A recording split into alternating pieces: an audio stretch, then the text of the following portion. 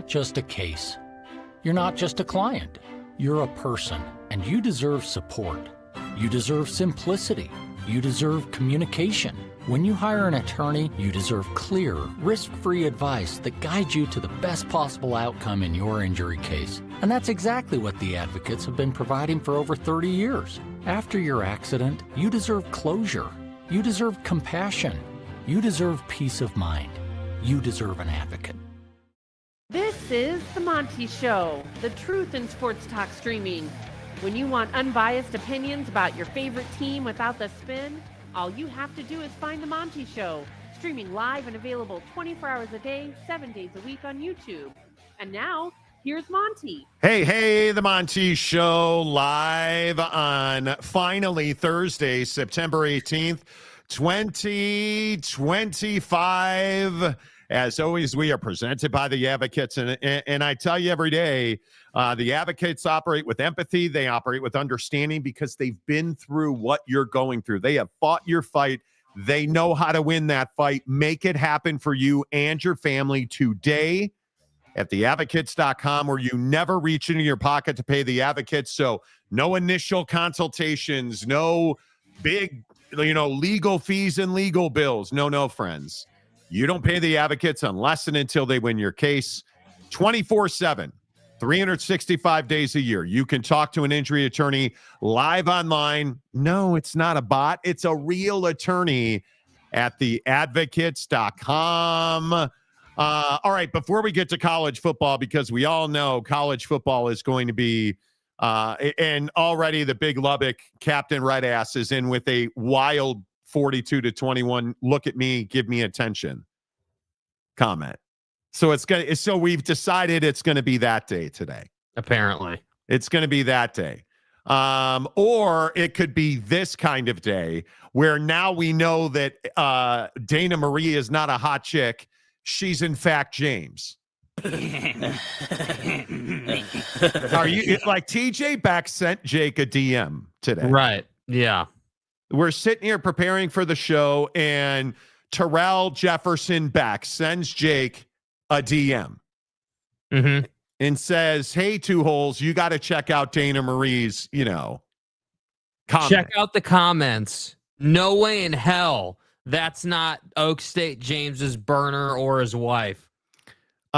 She says, I'm not James, although I did give him the idea for the insertion device. Okay, so he she's just wimped admitted out and got the starter set. So she's admitted it now. So are you the ex or are you the current? I do give a hell of a prayer, LOL. Okay. So listen, I guess that's what today's going to be like. Okay, and here's Oak State James right here, right? Now we have Oak State James in the chat, oblivious to his ex or his current commenting. Yeah, the Walmart manager we now know is Dana Marie. No, I don't even think it's Cale Gundy. I don't think it's Cale Gundy. I think it's the Walmart manager.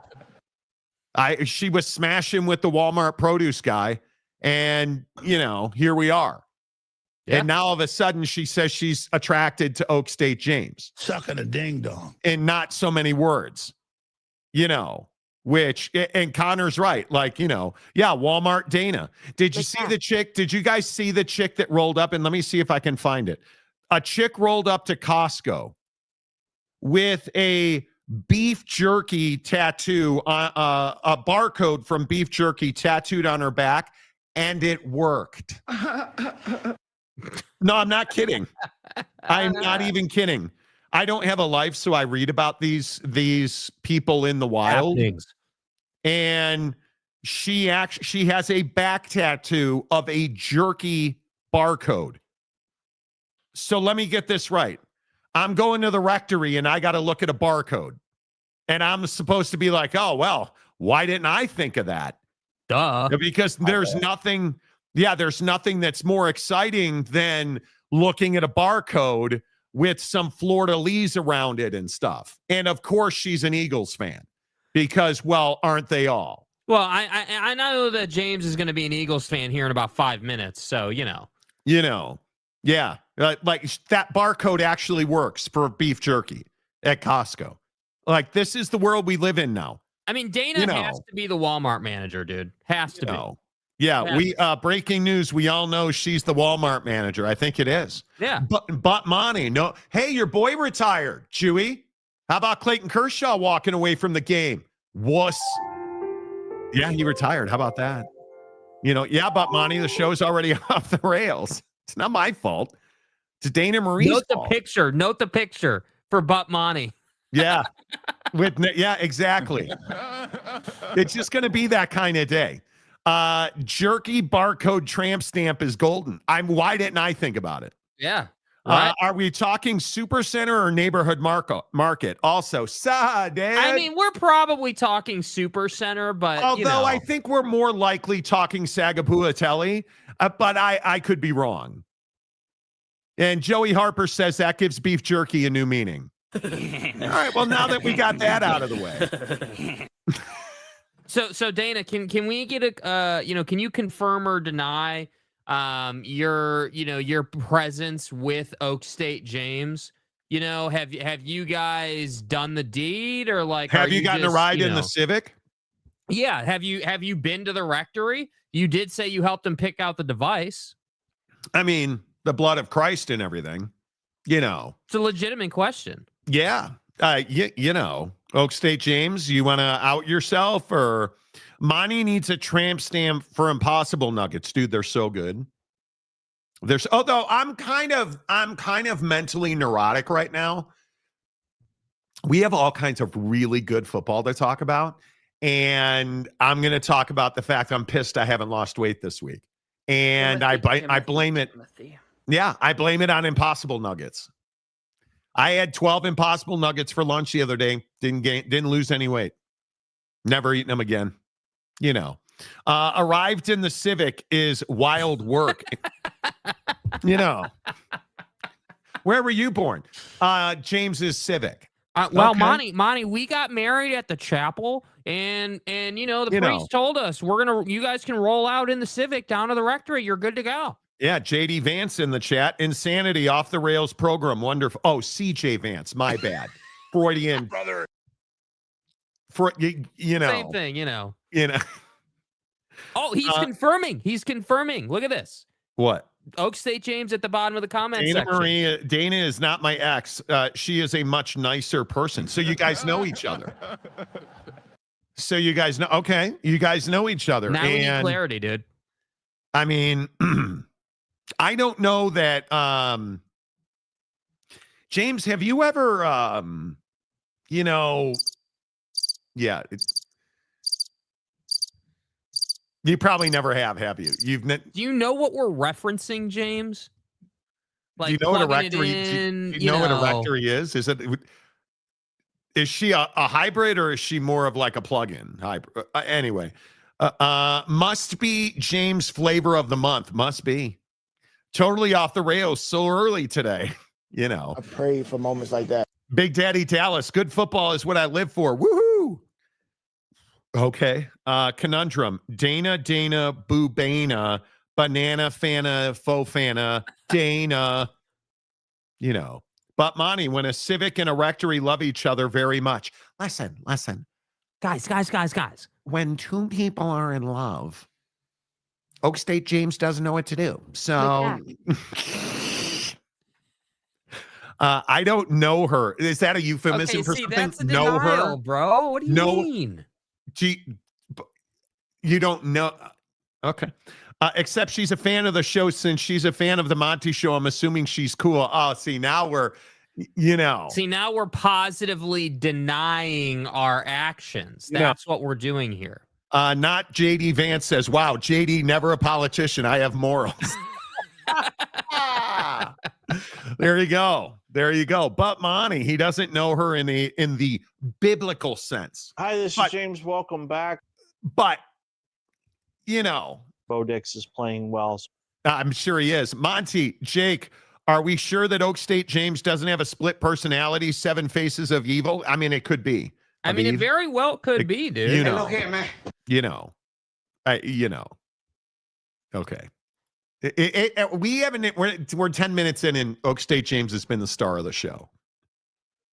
which means it's probably not a good show. Oh, toot pants, dude. Come on, bro. What? Come on, bro. Hold on. Let me get the comments back up. Toot pants. James, is she in your group? Do you chart your special time together? Now, listen, we all know in AA you cannot rectory with your now sponsor. He's agreeing. Check this out. You can't rectory with your sponsor. Yeah. Smiles and glory holes. Exactly. Oak State James, I do have stuff to chart. I have done 7 assessments so far. Yeah, how'd she do in those 7 assessments? Okay, now listen, I need to check that barcode. We got to do an assessment on your beef jerkying. So listen, guys, I'll be gone. I'll miss the first hour of the program, but when I come back, I will have updates. So make sure you tune in. Oddly enough, Dana Marie's going to be gone too. That's right, Pete. This is an Oak State James Showgram. It is. Unplanned. Completely unplanned, I might add. Look at James spinning this. Yeah. Yeah. Oh, man. I've got a week from now, we may change some things, but I'll tell some stories. All right, let's get to work on the Monty Show. Obviously, this weekend, the big game remains Texas Tech and the Utes. Look at the number, you guys. It's down to 2.5. It is now down to 2.5, which essentially means Texas Tech is now favored over Utah because the home team always gets 3 points. And are you surprised by this, Jake? I think.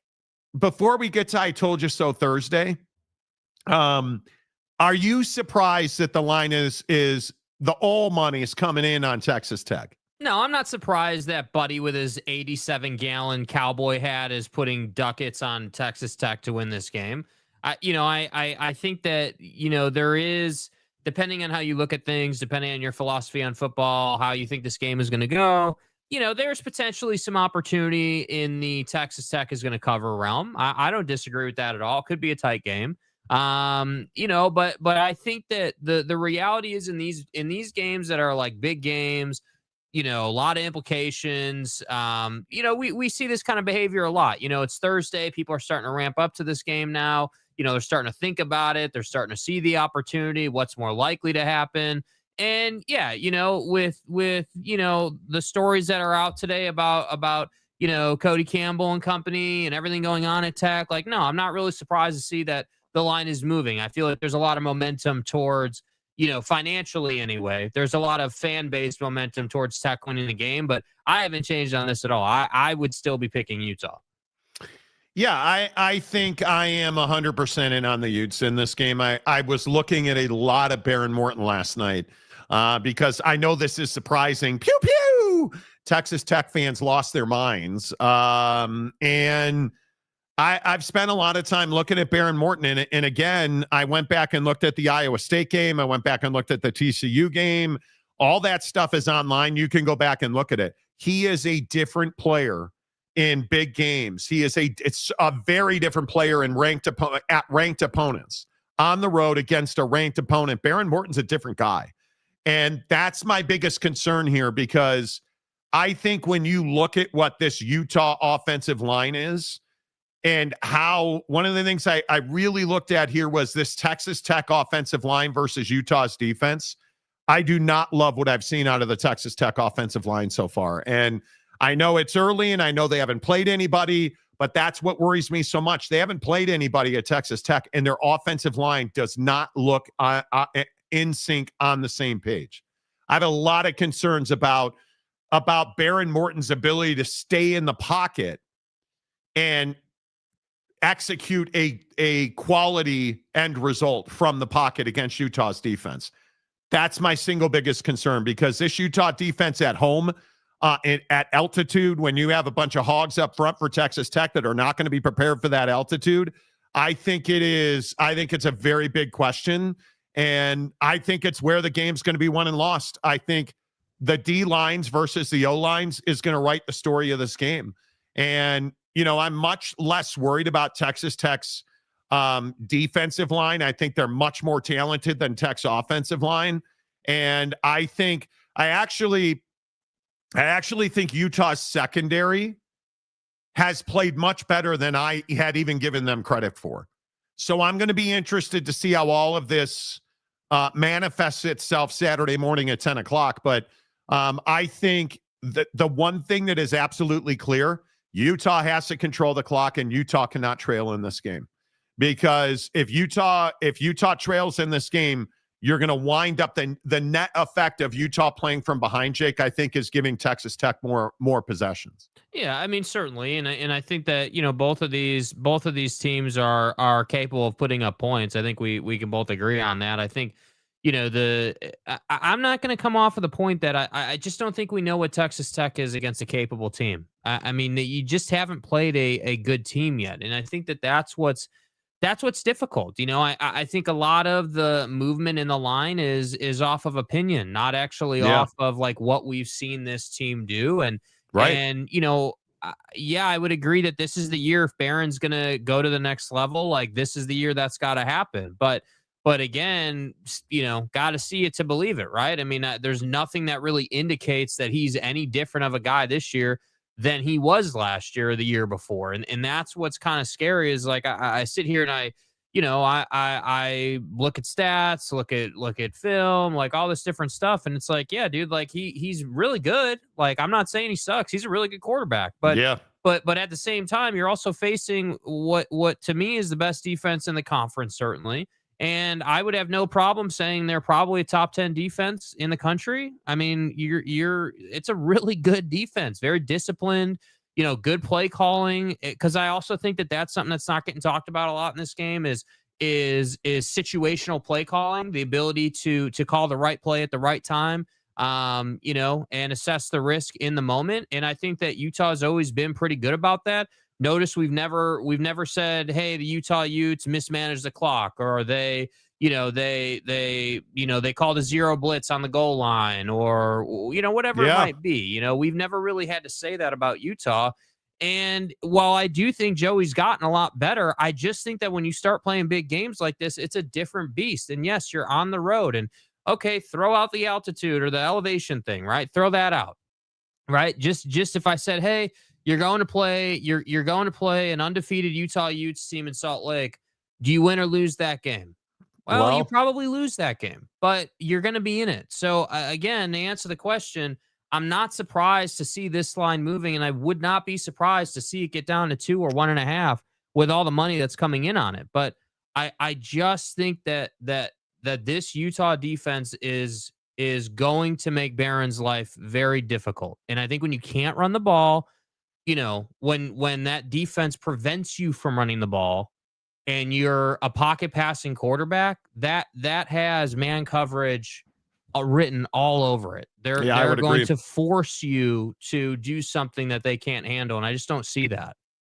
Yeah. And the real issue in watching Barron Morton last year against Iowa State, because I think it's probably the best illustration of his struggles on the road against really good opponents, ranked opponents, because I think at that point Iowa State was 11th in the country. It is quite possibly the worst quarter and a half of Barron Morton's career. The midway through the second quarter, he was horrendous. And then you start getting into some of the other possessions. They did absolutely nothing in the third quarter, and a lot of it was that he just was so wild in that third quarter, like wildly inaccurate. And then you finally come down on the last possession of the third quarter, and he hits Josh Kelly for a touchdown pass. And he really needed that, because the obvious part of that quarter was that was the first pass where he looked like he had an idea, right, of where he really wanted to throw the football.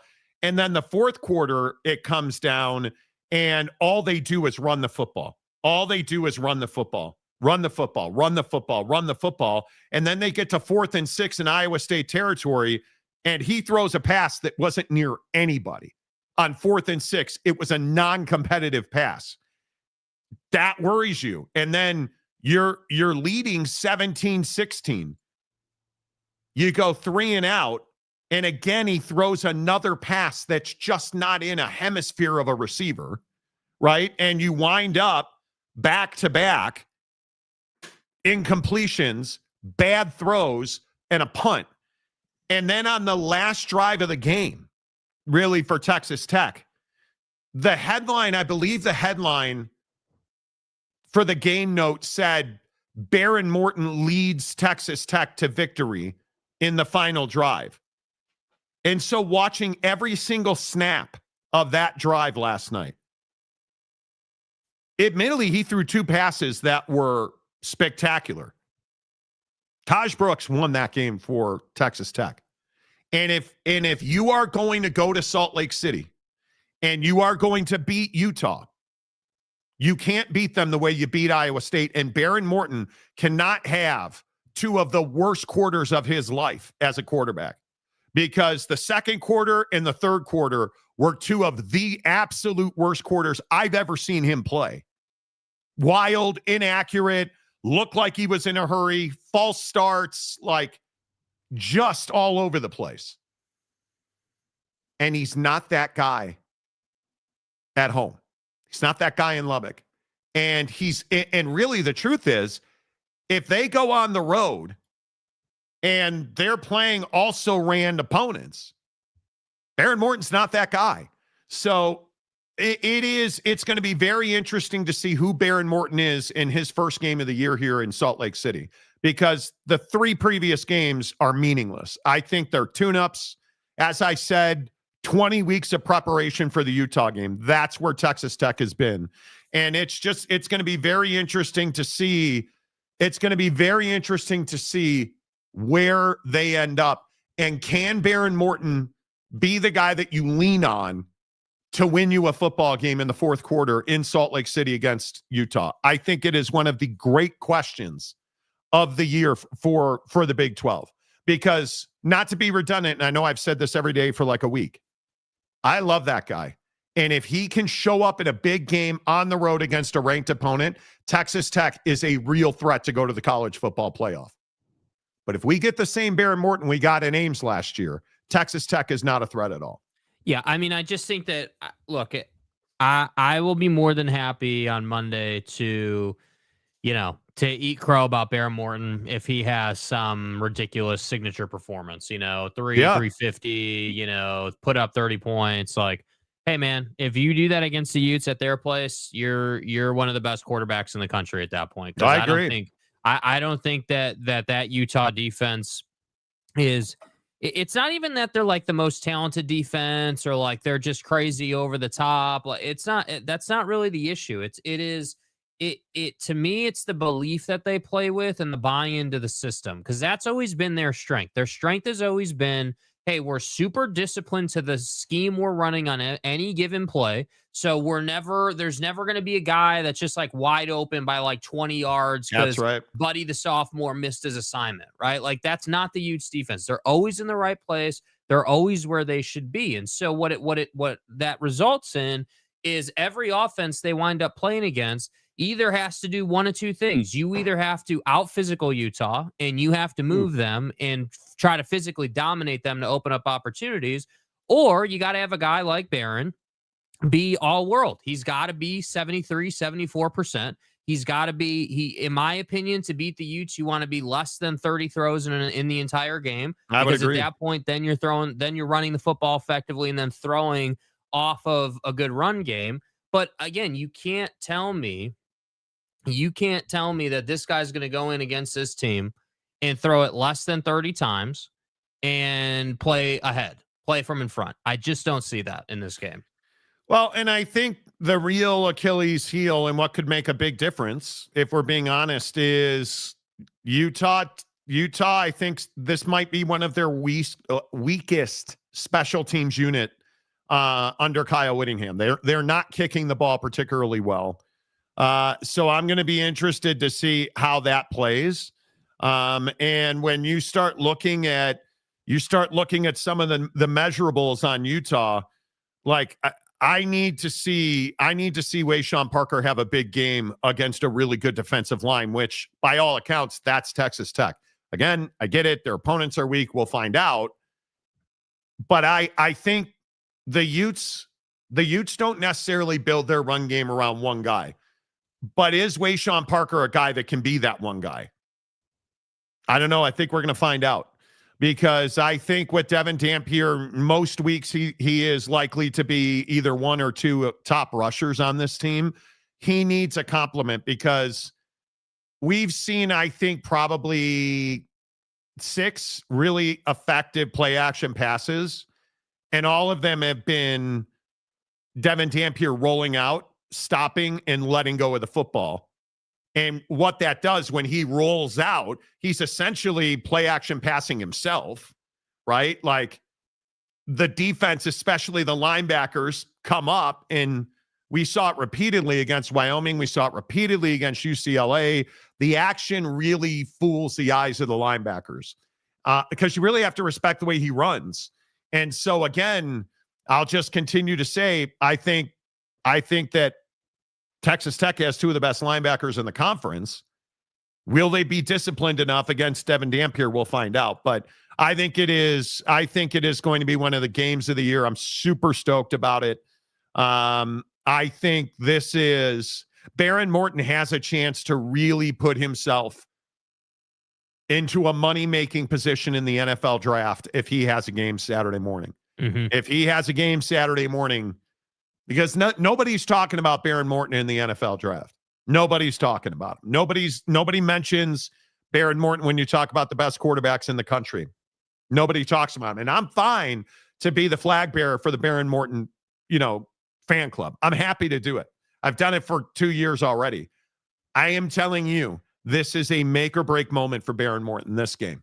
Because what I continue to tell you and what I've seen on tape, I don't love what I've seen of him in big games. And I want to know if he's a big game quarterback.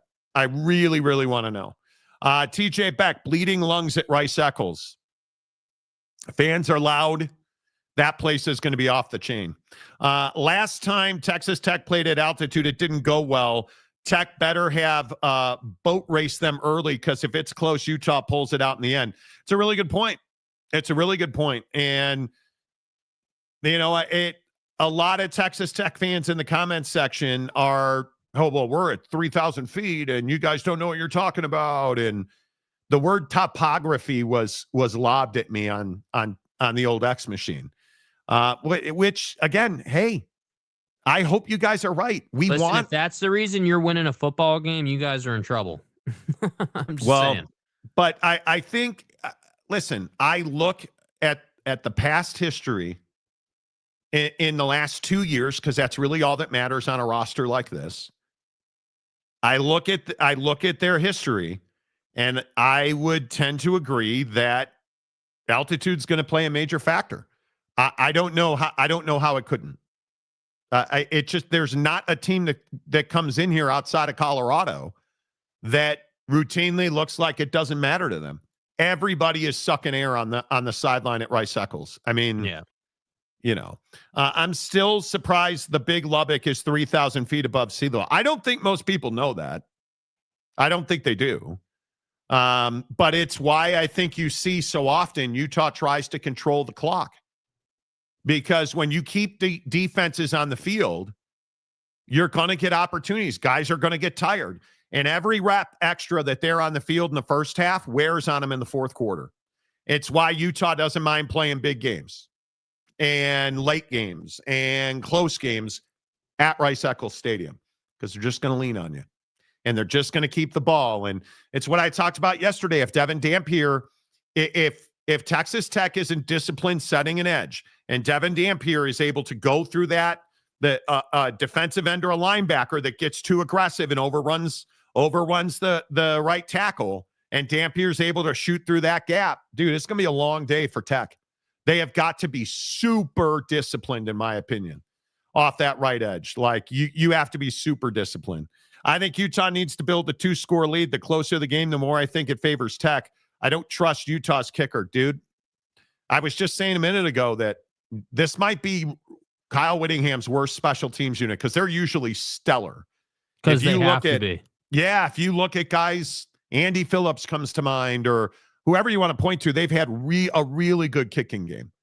And they just, topography and cartography. Yeah, bitches, magnets. Exactly. TJ Beck, 4,637 feet at Rice Eccles, which is a lot different than 3,200 feet. It's actually 1,400 feet. Yeah, okay. Lopes fan Gabe, hello. Good to see you, sir. Everybody hit the like button. I can't, speaking of Gabe, who's a Phoenician, an Arizona guy, we've got to talk about that Kyler Murray situation. Did you guys see that Kyler Murray put on a Mike Vick jersey and posed with a pit bull and then deleted it? Yeah, we'll just forget you ever used it, right? Topography hits differently on flat Earth. Yes, it does. Right. Bailey Dietrich, right on time. Clayton Kershaw retiring after this season. Yes, he is. I was already talking to Chewy Gonzalez, who's a huge Dodger fan, about it. Alex Rea, what's up, Alex? Good to see you. 10 a.m. kickoff is brutal. Mountain time gets screwed more than anybody. And I know I took a lot of heat over this on the X machine. I think it is bad for the Big 12 to be on Big Noon kickoff with these two teams. And I don't even know who the two teams are that you would put on. If this game does 4 million views, it's a bad look. It's just going to, especially with this story we're about to talk about with this new entity, it's a bad look because with the way that TV money is about to change, when you're putting Ohio State and Texas Tech on and it's 16, almost 17 million viewers, and then you go to the biggest game of the year in the Big 12 and it's 4 million viewers, that is a kick in the nuts, dude. And I hope you're right. Listen, if it's 8 million views, I'm an idiot. If it's 8 million viewers, I'm probably an idiot anyways. But if it's 8 million viewers. Well, I think the fact that the line's moving should give you confidence it's going to get good viewership. I think that I do think Wait. You don't need Tech fans or Utah fans, right? What gets you good viewership? Yeah, I mean nationally people watching the game, but yeah. I think that it's I don't know. I agree that this game should be a primetime game. I agree it's going to be that good of a game, but I also agree that I'm not sure these two teams have earned that. And I think that's the issue. And right, but the issue is Big Noon Kickoff is the single largest viewership in college football. That game, and again, I want to caution people who ride with that. And Fox rides with this shit all the time. Oh, well, nobody watches more game, more viewers and more eyeballs, and totally get it. But why is Big Noon Kickoff routinely on a year in, year out basis? Why is that noon Eastern Fox time slot the most watched time slot in college football? It's on broadcast television, and it's got a huge matchup. Last year, what was it? Texas and Cheetah. This year, it's Ohio State and Texas, right? Like you go through these things, and look, I understand it. I get it. I'm really worried it's going to draw 4 million fans. And the Utes have a great fan base, but they're all going to be drunk in the parking lots at Rice Eccles. So does Texas Tech pull the state of Texas? Not the way Texas does, obviously. I think Texas Tech fans are passionate, engaged, locked on, totally get it. But you can't tell me.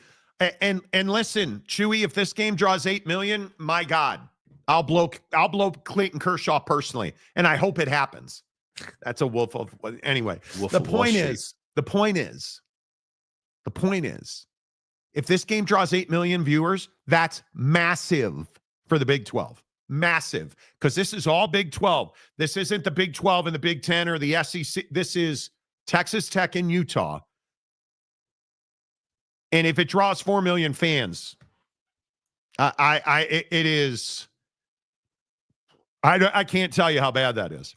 Yeah, I think it'll do better. I think it'll do better than that. I'm not confident it does 8, but I do think it does more than 6. I think 8's a big number for this game. But dude, I think if it does 6, I think Jake, if it does 6, no, I won't.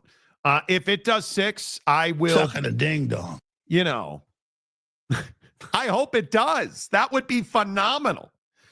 Monty going to pull a Dana Marie with Clayton Kershaw. Whoa. Talk about James's wife like that. Timothy. Monty's right.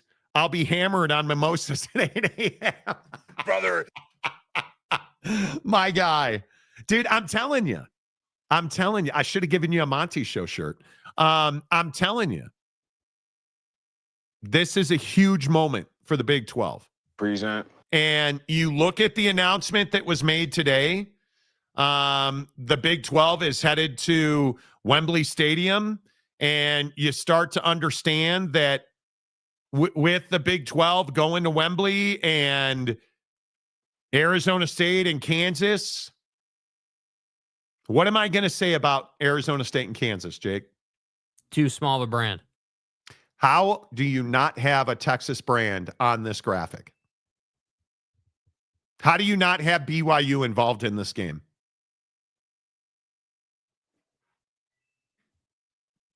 Anybody?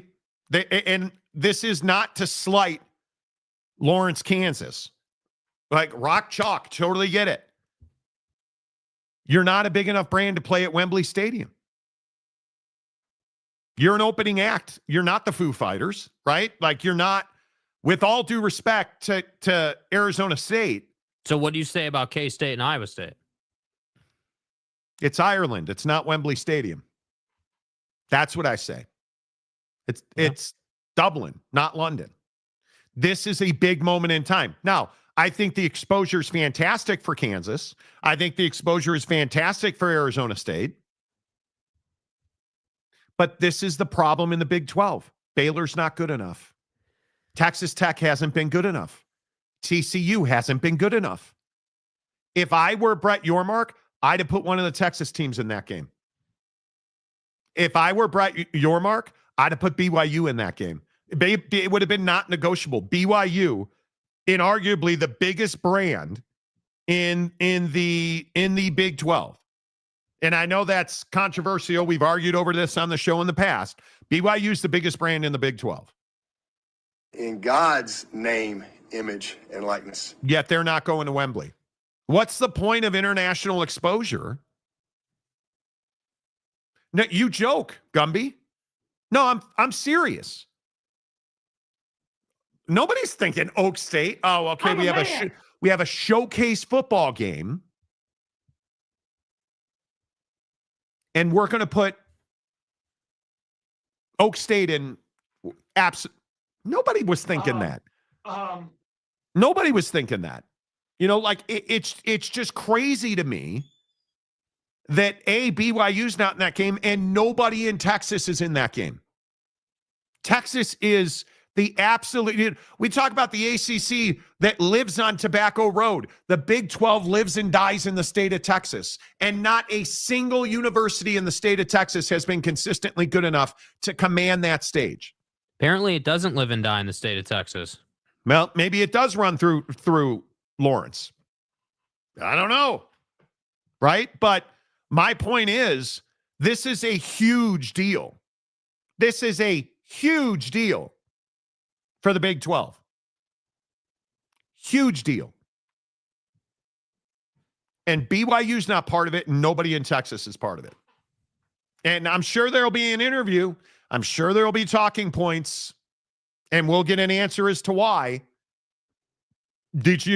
Are you telling me that if you play that game on September 19th, you can't give BYU and TCU a bye week? Is it like, I just don't understand. I don't know. Yeah, I mean, it doesn't make a lot of sense. I think, I don't know, man. I think when you're sitting around a table trying to figure out what the best way to do a game like a game at Wembley would be, I mean, I definitely think there's a lot of right answers, but I don't think those two were any of the right answers. And that's what's difficult. Like I'm trying to understand, like, what's the reason why, like, I don't think a person who lives in London would be like, oh yeah, I'm going to go see that game because ASU won the conference at that point 2 seasons ago or a season ago or whatever. You know what I mean? Like, you're not saying that. You're not saying, oh well, Kenny, or oh man, Kansas. Wow, like you're not saying that. There's not like for those games to work out well, you either need inherent and consistent greatness in whatever programs are playing there, Yeah. or you need a reason. So it needs to be like BYU or Dion or like there has to be something. There has to be a draw there. And I understand like, hey, the American football has seen big wins in the UK market, obviously Ireland, because those folks don't have American football over there. They've got soccer, right? They've got rugby, but they don't have American football. So we're all just sitting here playing on, wow, well, they'll show up because it's a spectacle. Yeah. And I'm sure, I would not be surprised if you got 50 or 60,000 people into that building. The reality is that's a 90,000 seat stadium, bro. Like, that's not like good luck selling that thing out. What did we have at Aviva in Dublin? I think it was a sellout. So I'm pretty certain that's 48,000 fans, almost 46 to 48,000 fans, right? I mean, so that's Aviva in Dublin. What are we gonna get at Wembley? Are we gonna get 60,000? I would love to see 60,000. And BYU does have a global fan base. Yeah, I just don't think. I don't think. Not. I don't think. I know if you draw 50, that place is going to look empty. I mean, that's just not good enough. Depending on how it's set up. But it's a college football game, and it's the first college football game in Europe. So I think it's a big, big deal. I hate all overseas games. Yeah, after what happened at Aviva in Dublin, and you probably should. Daniel Dixon, they want drinking fans. Well, it just is such an indictment on, I don't know what the mentality is. I would have, exactly right. Exactly right. Put two high-powered offenses over there. BYU and TCU. Could you imagine and Tech. TCU and Texas Tech this year at oh, come on. Exactly right, Mike. Exactly right. The Holy War was an international showcase. As an international showcase would be a disservice to the conference. Agreed. I would agree with that. Oak State, I don't even, bro. No, it would not. That would be no. Bro, what are you talking about, man? No. I know they did it. I know why they did it. Kansas, the word knows because of basketball. The world knows. ASU last year, Big 12 champs, boom. But it's the biggest mistake. I don't know why Kansas is in that game. But listen, if you are, think about what you just said there. So your take is, hey, well, they sat around in the commissioner's office, the commissioner and his team, and probably the ADs, I would assume, got on a call and we're talking about, hey, like, who would want to go? First of all, I guarantee you that's a question that's asked. Who would be excited to do this? Number one. But then number two, you're sending Kansas because they have a strong basketball program. I'm sorry, we're talking football here, bro. Like, not basketball. So if that were the case, which I don't think it is, but if it was, that's a mistake unto itself. Well, I mean, I understand the thinking. I just am curious. But yeah, I don't know. I'm as you guys hit the like button talking about the Big 12 going to Wembley Stadium, I understand why Kansas basketball would be a draw for a football game. I do. I don't think that was the thought process here. I really don't. I think you said something that I think is interesting. Who wants to go? Yeah. I think that's a real question. I think it would be a huge mistake to turn that game down for any university in this league. And it wouldn't surprise me because I don't hold a lot of the administrators in the Big 12 in high regard. Shocking, I know. I don't hold a lot of the administrators in this league in high regard. But I can tell you almost with certainty BYU would jump at that. I think Mark Carlin in Utah would jump at that. I have to believe all money in Tech would jump at that. It's shocking to me. I just don't think it's going to represent the brand well. I also think that there's this conversation, because I saw this being brought up all over Twitter before the show, about the fact that this game is technically a home game for Kansas, right? Like that they're giving up a home game at their new building to play this game. And I guess I just don't feel like, and again, I'm speculating, don't know it to be a fact, but I highly doubt that Brett Yormark and company were like, Kansas, get your ass on a plane. Like, I don't think that's how this goes down, dude. And like, if you're Kansas, why do you care that you're giving up a home game? The money they should make on that national TV, dude. And the money they should make on that, come on. Like, I'd be surprised about that. Two Pants, what was the attendance? And I can look it up. 47. It was 47. It was 47 and change. Yeah, I'm pretty that's why I've seen games at Aviva in the past, and I'm pretty sure the capacity for American football is 48,000. Which again is not a bad number, but if you're gonna the thing is, like, if you're gonna go and play a game or do an event at Wembley, like, you need to sell the place out. Like, that's the point of that building. The point is not you need to sell out the seating capacity for football. Yeah. You don't need to fill Wembley up. You need to sell out the seating capacity, because it's very different seating capacity for, American football and European football, soccer. It's a very different, and like U2 and the Foo Fighters are two of the recent bands who have sold it out for 6-night stays doing, music in the round. Like, those are very different configurations. So yeah, I don't know what's most important to me, whatever the configuration is, right? Whatever the capacity winds up being. What you can't have as a conference is, hey, we're watching this game and it looks empty, like it looks not full. Empty is strong, but like, you can't have a deal where you're playing at that stadium and like you have this big environment, but that the optics make it seem like, oh, well, it's not quite as full as maybe it should be. Because I'm with you. I understand there's different configurations, and you're not trying to sell it like, you're not going to put every single seat full. Like, there's a number of reasons and things that go into that. But it's just, to me, it's super, super important that if you play a game at Wembley, that all the TV broadcast does is show a bunch of full seats, a great environment, fans having an awesome time. Like, you want that positive look on the TV. Yeah. I just don't think that there's a way to screw this up. I think it's phenomenal. I think it's going to be a highlight game. You're going to get to expose your kids to fantastic culture. I'm going to Paris for the first time at Christmas, but London is my favorite city on earth. Frankly, I'm biased. I'm going to see Chelsea Football Club over Christmas. We are going to romp around London for 4 days, I think it is, or 3 days, me and Mrs. Monty. I love that town. Love it. I would have liked to have seen bigger brands. I would have. Yormark is a genius. He's going to get a side deal with Sky TV or BBC Network in London. In England, I wouldn't be surprised. I would not be surprised. I think it is. Yeah, it's a coup. It is absolutely a coup. I know that the Big Ten has tried to do international games and they haven't quite been able to pull it off. The idea that and again, this goes back to where Brett Yormark comes from. Mm-hmm. Comes from entertainment. He comes from commercial venues like Wembley Stadium. The fact he was able to orchestrate this and pull this off, nothing short of spectacular. And I think it's exactly what they should be doing. Wasikowski, Big 12 sounds desperate.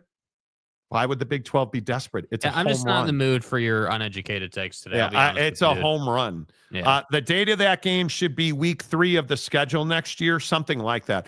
A lot of people want it to be week 0. I don't know. Do you put the bye week before that game or after that game? Do you? I don't know. I don't know. That's stuff you got to work out. It's going to be interesting. The Big 12 is not desperate. The Big 12's commissioner is innovative. Yeah. Yeah. And I think it's a coup. I really do think it's a coup. Utah will beat Texas Tech and their fat little girlfriends. Wow. How do you know their fat little girlfriends don't have a glandular issue? She's working on her gallbladder here, kid. Anyway, the margin is slimmer than a Slim Jim Tramp stamp. Okay. The game, I'm telling you, the Utah Tech game is going to be, you better not miss it. And if you're passed out drunk inside a Utah pig bus, that's probably not a bad way to live your life. Well, but Monty, I'm watching the game on my cellular device. It doesn't matter if I'm passed out. It's on. Why you got to be so negative? People will read your positive Big 12 shit. Yeah. I don't understand. It's so funny to me, the complex that Big Ten fans have. They feel so inferior. Anytime the SEC or the Big 12, because the ACC is not doing anything. You don't always have to be negative. The SEC and the Big 12 continue to push the meter. And I know Monty doesn't have sources, and trust me, bro. And people will read your positive shit. Yeah, I'm a dead, old, fat, soon to be dead, dying Mormon. Totally get it. I'm giving you a fucking answer. I'm a Utah homer. Totally get it. I'm an SEC homer. Totally get it. I throat stretch with Greg Sankey. Totally get it. I get all of it. I get all of it. Stretch. Right? I listen, I had my kneecaps replaced with titanium plates. Totally get it. Yeah, what's your criteria of those titanium plates and such and like? But let's get into this story here on the Monty Show, presented by our good friends at The Advocates, theadvocates.com. Do you think college football is changing for the best? I'm going to blow your mind. Well, did you in 30 seconds after this from The Advocates. Injured in an accident? You may be entitled to a bigger settlement, up to 3.5 times bigger. Your initial consultation is 100% free, and we don't get paid unless we win your case. No matter the accident, we are here to help. The Advocates will fight for you because you deserve clarity, you deserve justice, you deserve guidance, you deserve an advocate. Contact us today. Indeed, you should. The Advocates at theadvocates.com, the best injury attorneys in the business. Hook it up. The Advocates. Don't trust your insurance company. I'm begging you. I say it all the time on the show. Hurricanes, fires, they're not trying to pay you. They're trying to keep the money in their pocket. They're trying not to pay you. The Advocates have fought the insurance companies. They've beaten the insurance companies. That's why they're the best injury attorneys in the business. When you get hurt at work, you get in a car accident, you get attacked by your neighbor's dog, you didn't deserve that. You do deserve somebody that'll fight for you. Get to theadvocates.com where you never pay a penny out of pocket. Let's get into the new entity of college football. I've been talking about this for a year. I have been telling you repeatedly and over that it is simply a matter of time before college football completely changes the way they do business. And as I have told you exclusively on this show, Greg Sankey has for months and months and months, I am told for the better part of 8 months, been meeting with House Republicans, Republican leadership. He has met multiple times with President Trump about the future of college football. And finally, we are starting to see this move. In a piece exclusively at On3 by Ross Stellinger, Ross Stellinger lays out almost the exact details that we told you all spring and all summer long. Things are moving on the SCORE Act. And remember what I told you when the SCORE Act came out. This is not what we're going to see get to the president's desk for signature. Remember, I told you that. This was the beginning of conversations. That's what the SCORE Act was. The beginning of conversations. Call it what you want, to form a super league, a new entity, call it whatever you want. The SCORE Act was specifically designed in its infancy. It was specifically designed to kickstart conversations with the powers that be in this country, including Greg Sankey, and I know you're going to hate it, but almost exclusively Greg Sankey, a handful of private money guys. And now, thanks to Ross Stellinger, we know that Texas billionaire Cody Campbell, who's paying softball players millions of dollars, was involved in that conversation. And when you start looking at what Cody Campbell's role and what Greg Sankey's role and what Nick Saban's role has been in all of this, this is where the rubber begins to meet the road.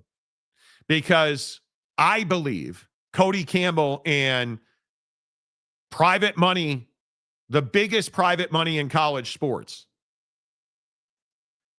have repeatedly and almost as a common practice had meetings with Brett Yormark and Greg Sankey, who I've told you repeatedly on this show, according to my sources, have a really close relationship. Greg Sankey is somebody that is looking for ways forward, ideas to expand and grow the financial viability of the game of college football.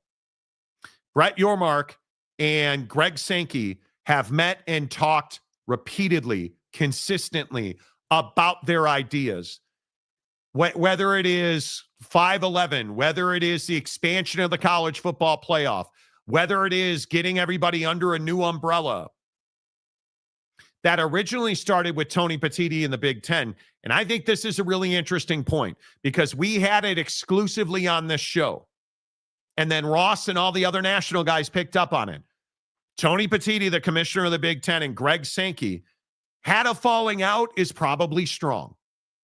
They are now philosophically on different pages about what the future of college football should look like. And from Tony Petitti's perspective, I totally understand it. It is not a good idea for the Rutgers of the world, for the Michigan States of the world, for the Minnesotas of the world. The teams who only participate, they don't try to win national championships. Those are the teams that don't want to see the SCORE Act develop into something into the future that creates this new entity that is inevitable at this point. Because when that happens, they fall further and further from the wayside. Because what's going to happen under this new entity that I've told you about for more than a year now, you are going to see that every P4 university is going to get a seat at the table. And the question is going to be, what are you going to do with the new money that is going to come to you? Because it is, without question, my sources have been telling me, especially the people in television I speak to, have been telling me consistently for well over a year, the financial playing field in the game of college football when it comes to television media rights is broken. And who's been leading the charge to level that playing field? Big 12 Commissioner Brett Yormark. Because he knows the only way that the Big 12 is able to financially compete with the SEC and the very, very top-heavy Big 10, with those four behemoths in the Big 10, the only way they're able to compete is if a completely new financial model is brought to the television broadcast industry. And how many times have I told you that is not only happening, it is inevitable? And how many times have I told you the people that make decisions that truly impact the future of college football are not conference presidents or conference commissioners and university presidents? It's not congressmen and presidents. It's the heads of the television networks. Because without those guys getting on board, without those guys either reworking or allowing their contracts to expire, none of this is possible. And so what I am telling you today, and what Ross Dellinger is re-reporting, because we already reported all of this to you, Greg Sankey, Brett Yormark are leading the charge for a new day in college football. And now what's happened is private money, and I know I've never said this on the show either, private money is playing a massive role in the formation of this new entity. And what's going to happen is you are going to see that it is going to start with the creation of an NFL model under this new umbrella. And this new umbrella, and if you read what Ross Dellinger has reported, this new umbrella is going to significantly change the way that business is being done. And we are seeing now that the United States Collegiate Athletic Corporation, the USCAC, which is what this new entity will be called, allegedly, is going to completely control the game of college football. It will exclude the NCAA, which, as I've explained to you, is not going anywhere. It is simply not going to have a purview over college football. So this USCAC will completely govern the game of college football.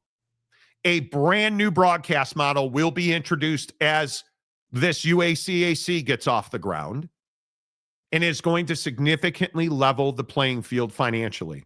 It is going to almost assuredly pay a much more normalized rate per university, and only those that make the postseason earn real money through college football television contracts. I think you are going to see the elimination of the Big Ten deal. You're going to see that conferences getting their own television rights deal at the P4 level is a thing of the past. You are going to see what I reported the other day, which was the major live sports television providers in this country, ESPN, Fox.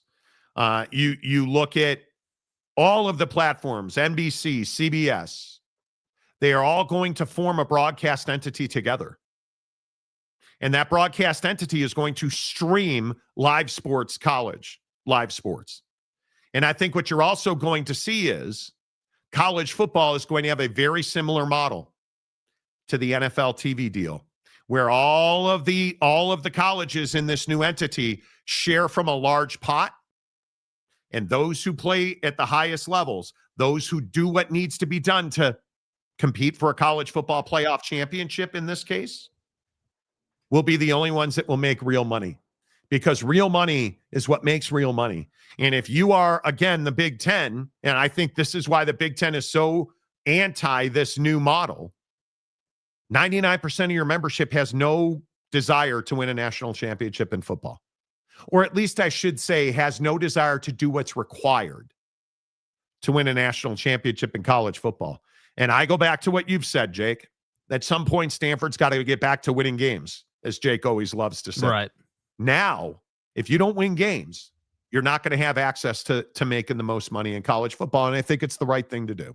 Yeah, and I just think that the sport needs it. I think that college football is, has found itself in this really unique situation now with athletes making money. I mean, to me, that's where this whole, if you want to call it a rabbit hole or however you want to describe it, that's where this all started, right? I mean, once kids started making money and NIL became a thing, then you had to start talking about, all right, well, how are we going to make more money so we can compensate the athletes? And so it just created a beast where the proverbial you, like everyone in the room, had to start talking about, all right, well, we have to make more money to be able to compensate for more expenditures, essentially. I mean, that's all this conversation is, honestly. Yes. I mean, you can get into the nuts and bolts of how this new entity would work and how you make, the playoffs or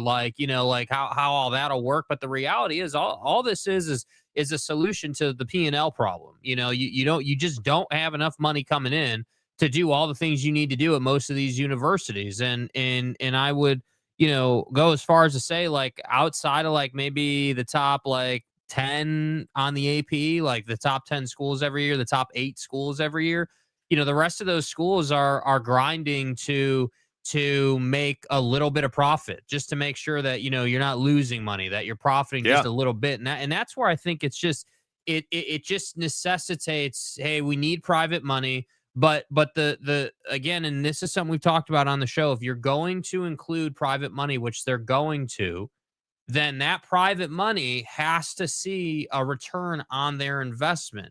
So the other main reason that you need this new entity is because you have to have a way to justify the investment. You have to be able to say to hedge fund bro, hey, if you guys invest $500 million in college football into this new entity, this product is going to grow and you're going to see a return on your investment. And that's what I also think has held things up, is that right now, you look at, again, not to make this a Pac-12 conversation, but this is precisely the Pac-12's issue.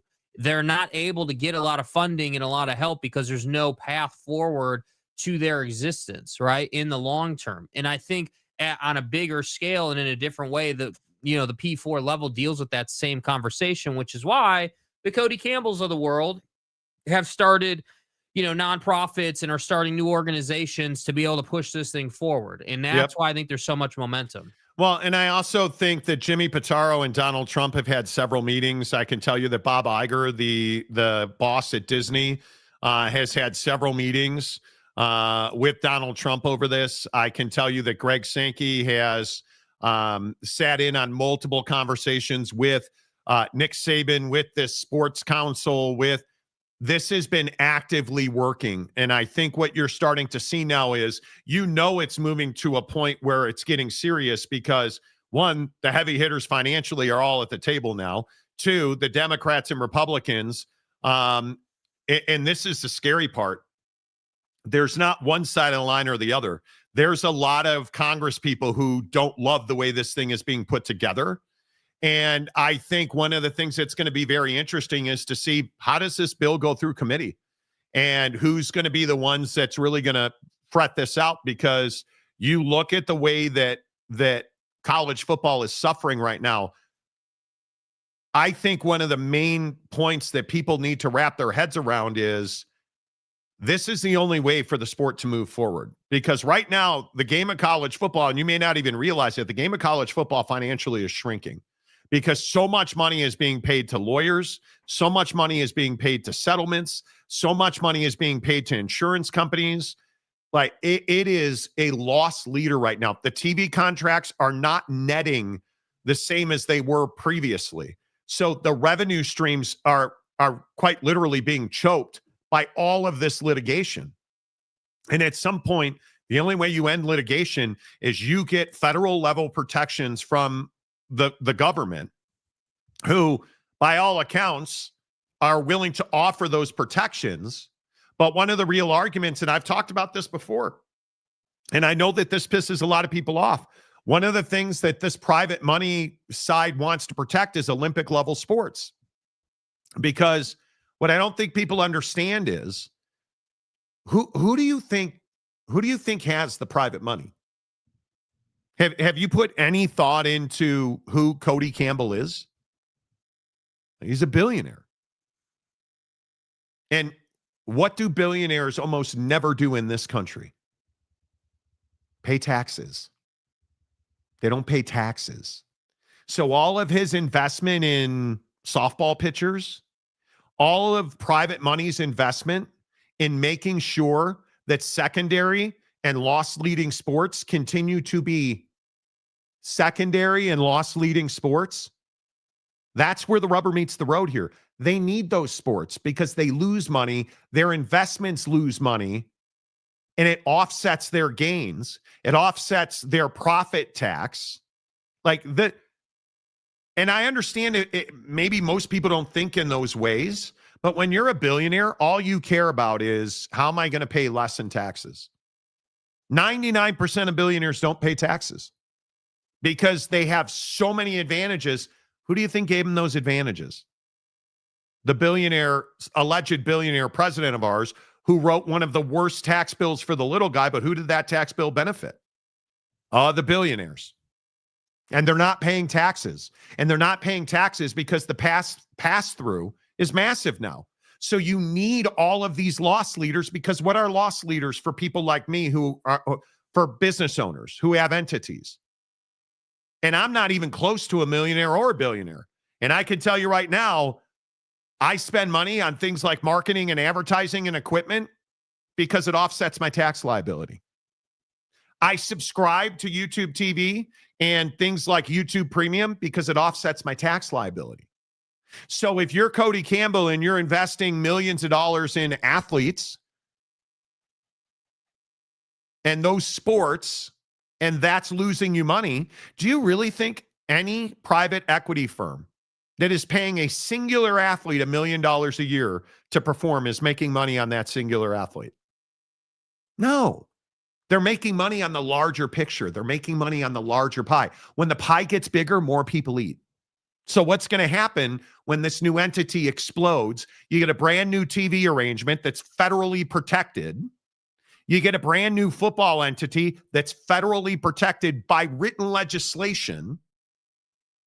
The pie just keeps getting bigger and more people make money. And I think that's what you're going to see. And unfortunately, I think one of the things that's going to happen here, the athlete is going to lose money on this. I think the college athlete, the NIL, hey, pay me $1 million so I can transfer next year, those days are over. Yeah, but you're not going to have a portal at that point. That's going to go away. I would agree with that. If you have a new I would entity, agree with you're not going to have a portal. You're not going to have NIL. It'll private the whole NIL thing will get privatized. That'll be just like it is in professional sports. Hey, you know, Travis Kelce wants to do a deal with whatever. Okay, great, cool. We don't care about that because you don't have to care about it anymore because you're a new entity that is not sanctioned by the rules of the NCAA as they currently are constituted, and at that point, you would have the ability to pay athletes directly a salary or whatever. You'd have the ability at that point to. Honestly, you'd have the ability at that point to collectively bargain with the athletes. You'd have the ability to say, okay, cool, you know, we're willing to pay you this much, or what, like you would be able to set all of that up because now you have something that's separate from all the other sports. And why they want to do it. What is, and I think a lot of people don't understand this. When you set a salary ceiling, what does it do? Well, it controls your cost, right? So what these billionaires want to do, and again, I think this is why Donald Trump is playing such a significant role, because what this really is for Donald Trump is a bullet on his legacy. Certainly. That's what he's looking for here. He wants to be known as the guy that saved college football. Yes, I agree with that 100%. And I think when you look at the way that cost control is going to benefit the powers that be in college football, I don't think there's any doubt, whether you call it a salary cap, whether you call it a ceiling, a share, it just doesn't matter.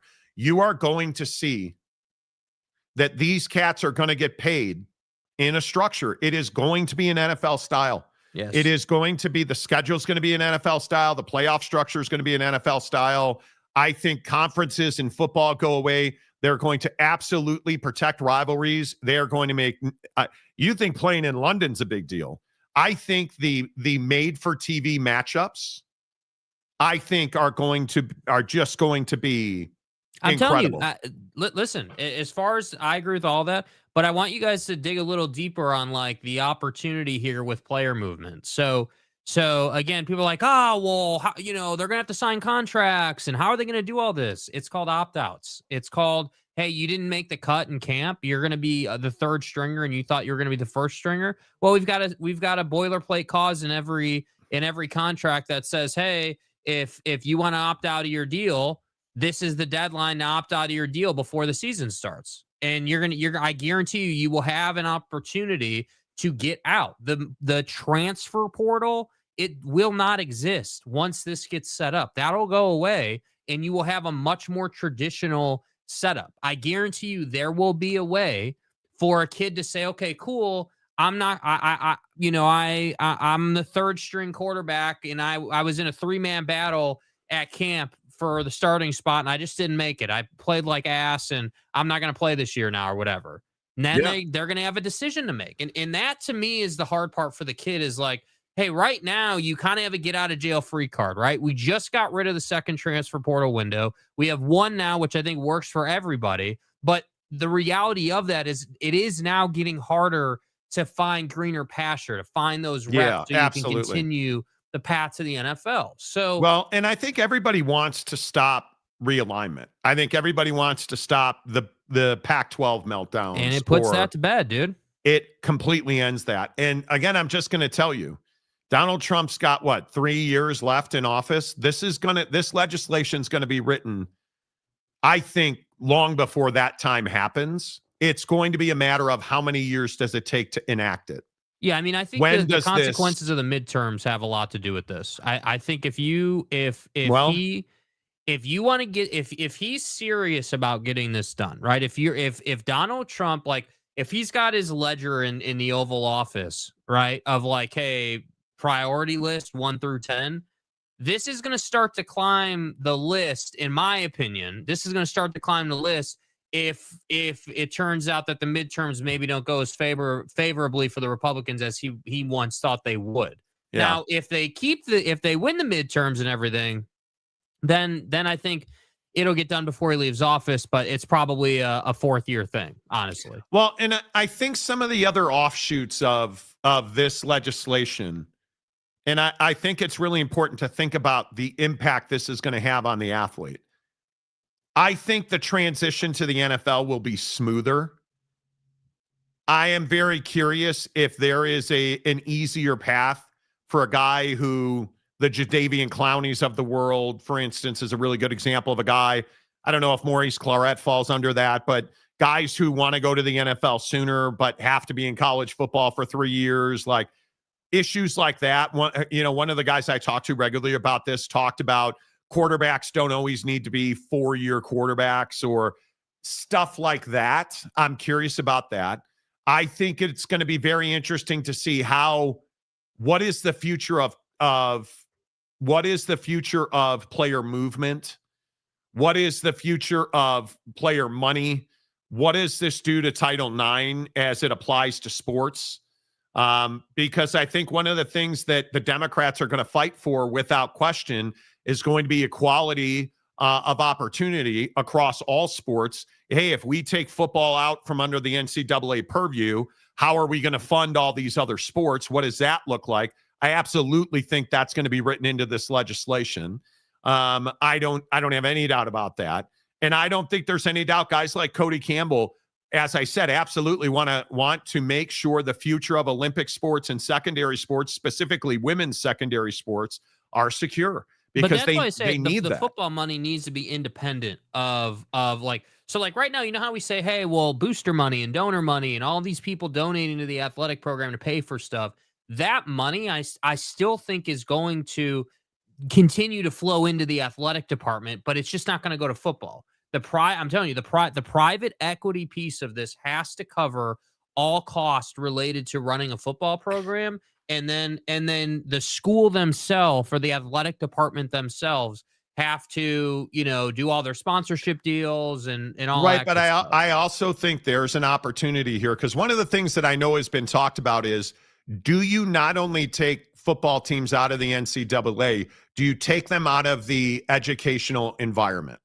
Do you take Notre Dame football and turn it into its own entity, which most universities have their athletic department as a separate financial entity, obviously. But do you allow the football team to become its own financial business, its own wholly owned by Notre Dame business unit?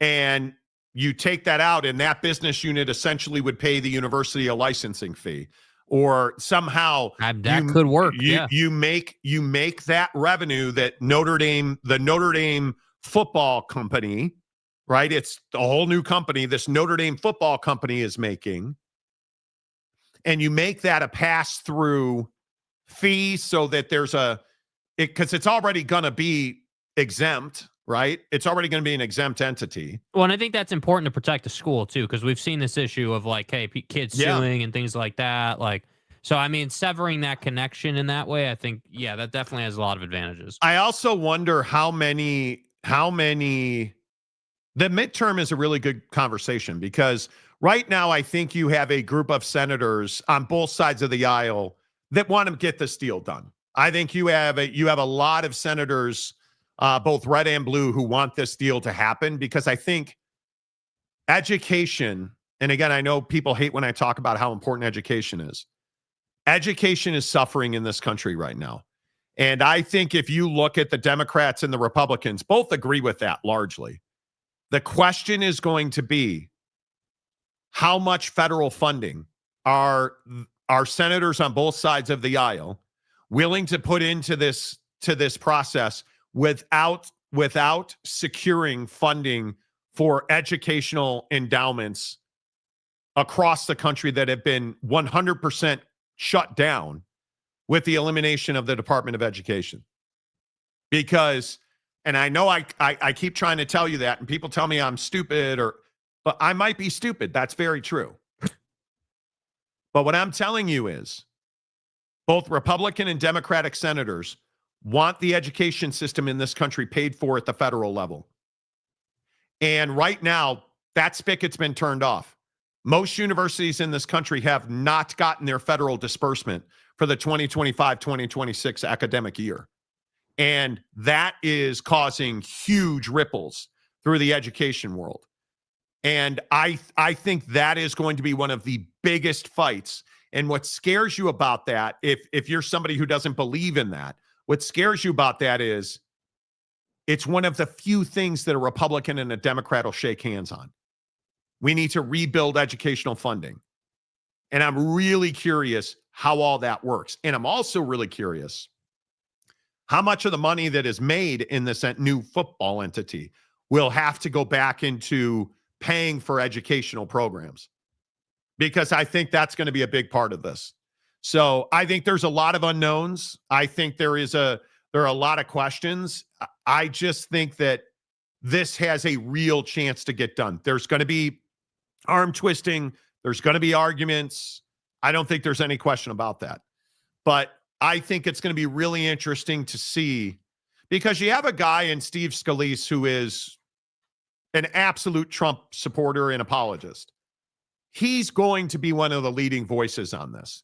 But he's also been one of the guys who's been more willing to be pliable. And he's one of the guys who's been more willing to have conversations. And Cody Campbell absolutely has influence over guys like that. And guys like Cody Campbell, who you're never going to hear their names, that probably have twice as much money, if not more than Cody Campbell, absolutely have their hands in those senators' pockets. And ultimately, what the billionaires want is what the millionaires do.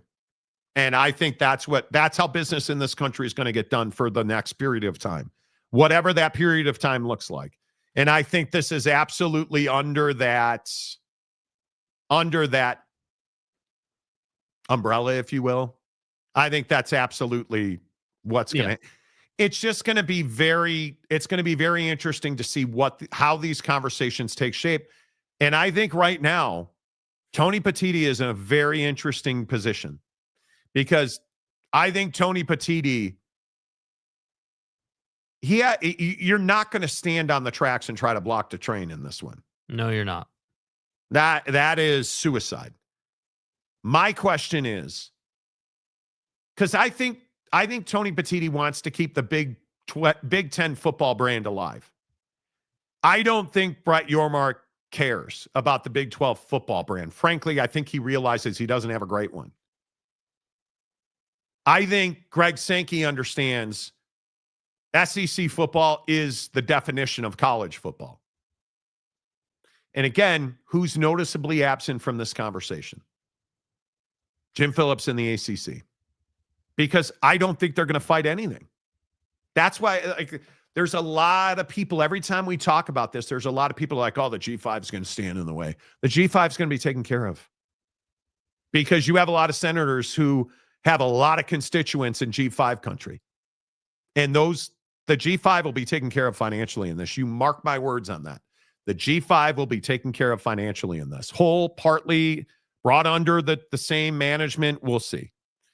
Oak State James for $5. Please do not make this about stadiums and IPFs. I'm begging you. Most rich dudes would rather give to their schools instead of pay taxes. So set up the system so it benefits college football. I love the Super League. I think you don't become a billionaire in this country very often by accident. And I think when you look at, I was reading Cody Campbell last night.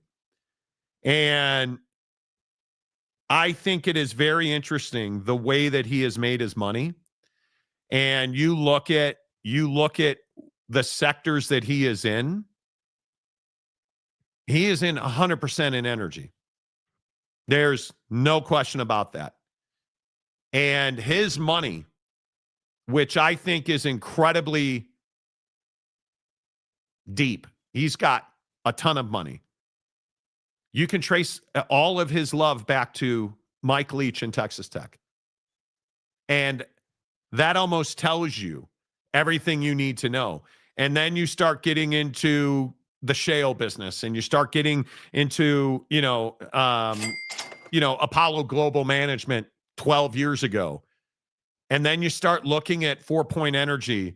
You start looking at, Pioneer Natural Resources, and you start understanding Cody Campbell has operated in a way where he's made a move and grown, made a move and grown.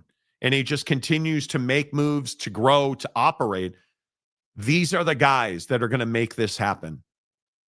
They're going to put the money, put the ideas, and put the leverage on people, because I hate to say this, it sounds so crass almost.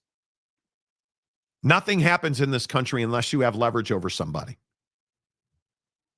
That's the way business is done. Sadly, unfortunately, we very rarely do business because we both have a great idea and we're going to shake hands and we're going to go sip a whiskey over it and sign contracts. Yeah, most times we do business because someone messed up and someone else is going to take advantage of that. You do this or you're dead. That's usually the conversation. And that's generally how business gets done. And I think the biggest question is this the right way forward for college football? I have no doubt that it is. I have no doubt that it is. And I think this is the only way forward, because you've got to get college football out from underneath the NCAA, and they've got to have antitrust exemptions and protection. Totally agree. Yeah. It's the only way forward. So, let's see who's in today. Seth Green. Yep. NC, UV, Notre Dame will determine JT all around. Okay. Sure. I'd say leave it as is, because again, 12 is perfect. Right. But do you really think when there's an opportunity to make billions more dollars than you're making now, you're just going to leave it as is? I'll be honest, I don't think anybody's happy at 12. Truly, I don't think anybody is happy at 12. I think everybody realizes they're not making enough money with just 12. You're not satiating enough college football fans.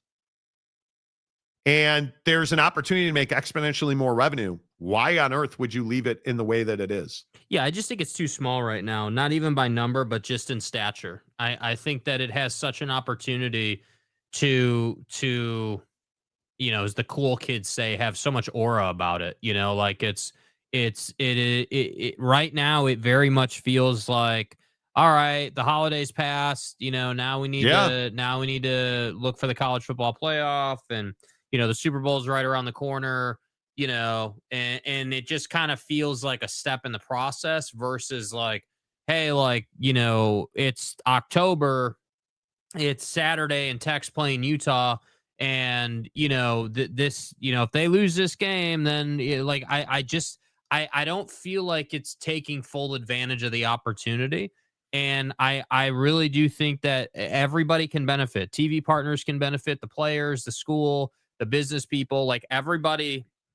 Again, it's what they say in The Dark Knight, right? One big pot. And that's the whole concept of it. And I just think that, again, Eric, I'm not trying to be a red ass today, dude, but a lot of your takes are uneducated, dude. And to sit here and say that it's great at 12 is just incorrect. It's not great at 12. It's serviceable at best, and that's being nice. And ultimately, like, it's not even about who wins the championship every year. The conversation is miles bigger than that. Yeah. It's just, yeah. Oh, look, Red Ass Willie's back. Yeah, Texas Tech is a real powerhouse in Olympic sports. They just damn near won a college softball World Series this year, paying a pitcher $1 million. Well, thanks for coming. Thanks. King of Thailand, what's up, my guy?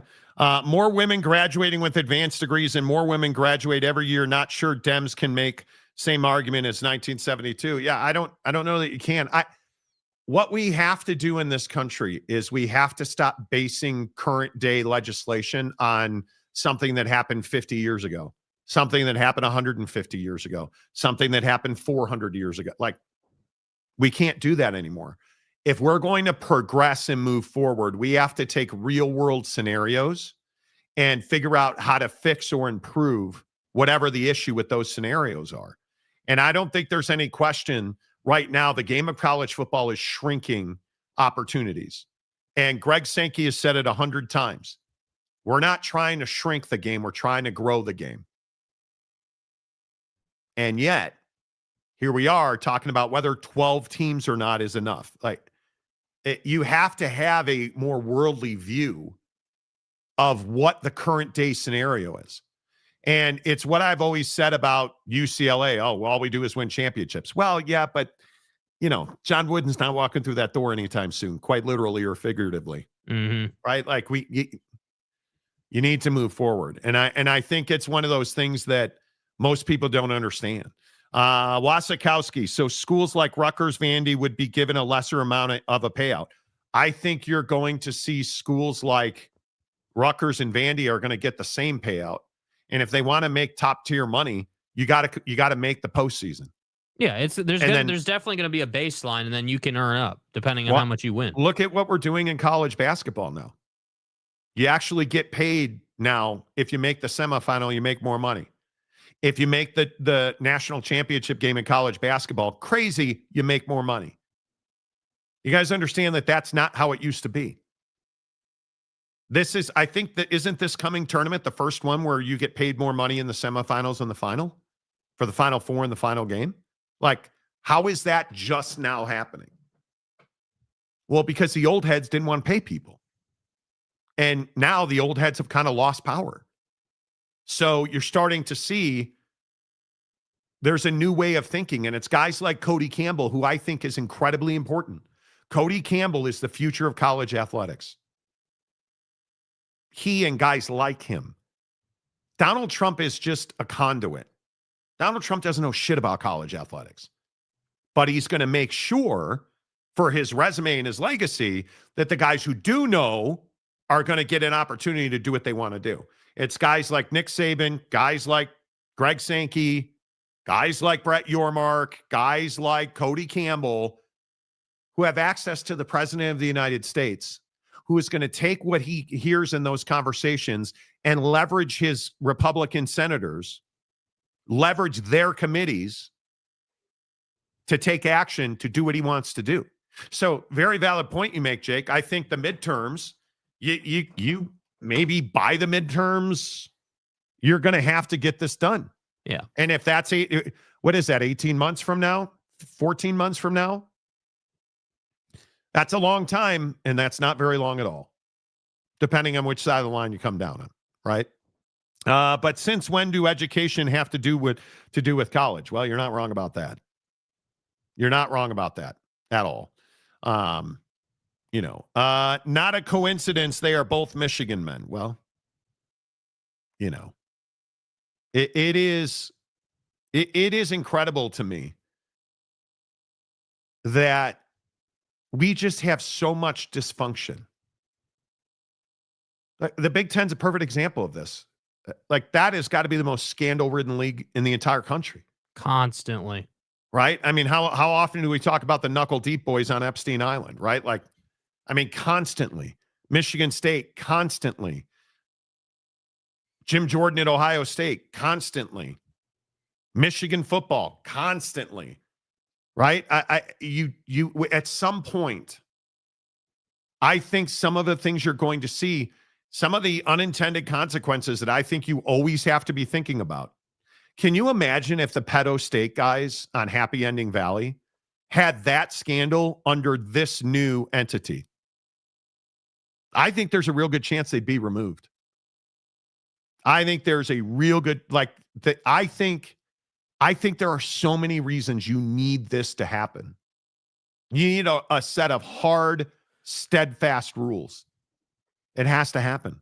Trump just happens to be in office right now concerning this football issue. If it were not him, it would be someone else. I don't think it would be. I mean,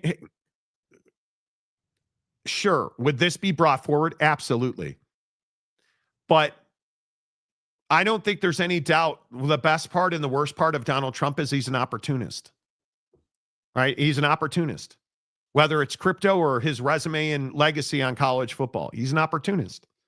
And if he sees an opportunity to take a win and hang a medal on his chest, he's going to do it.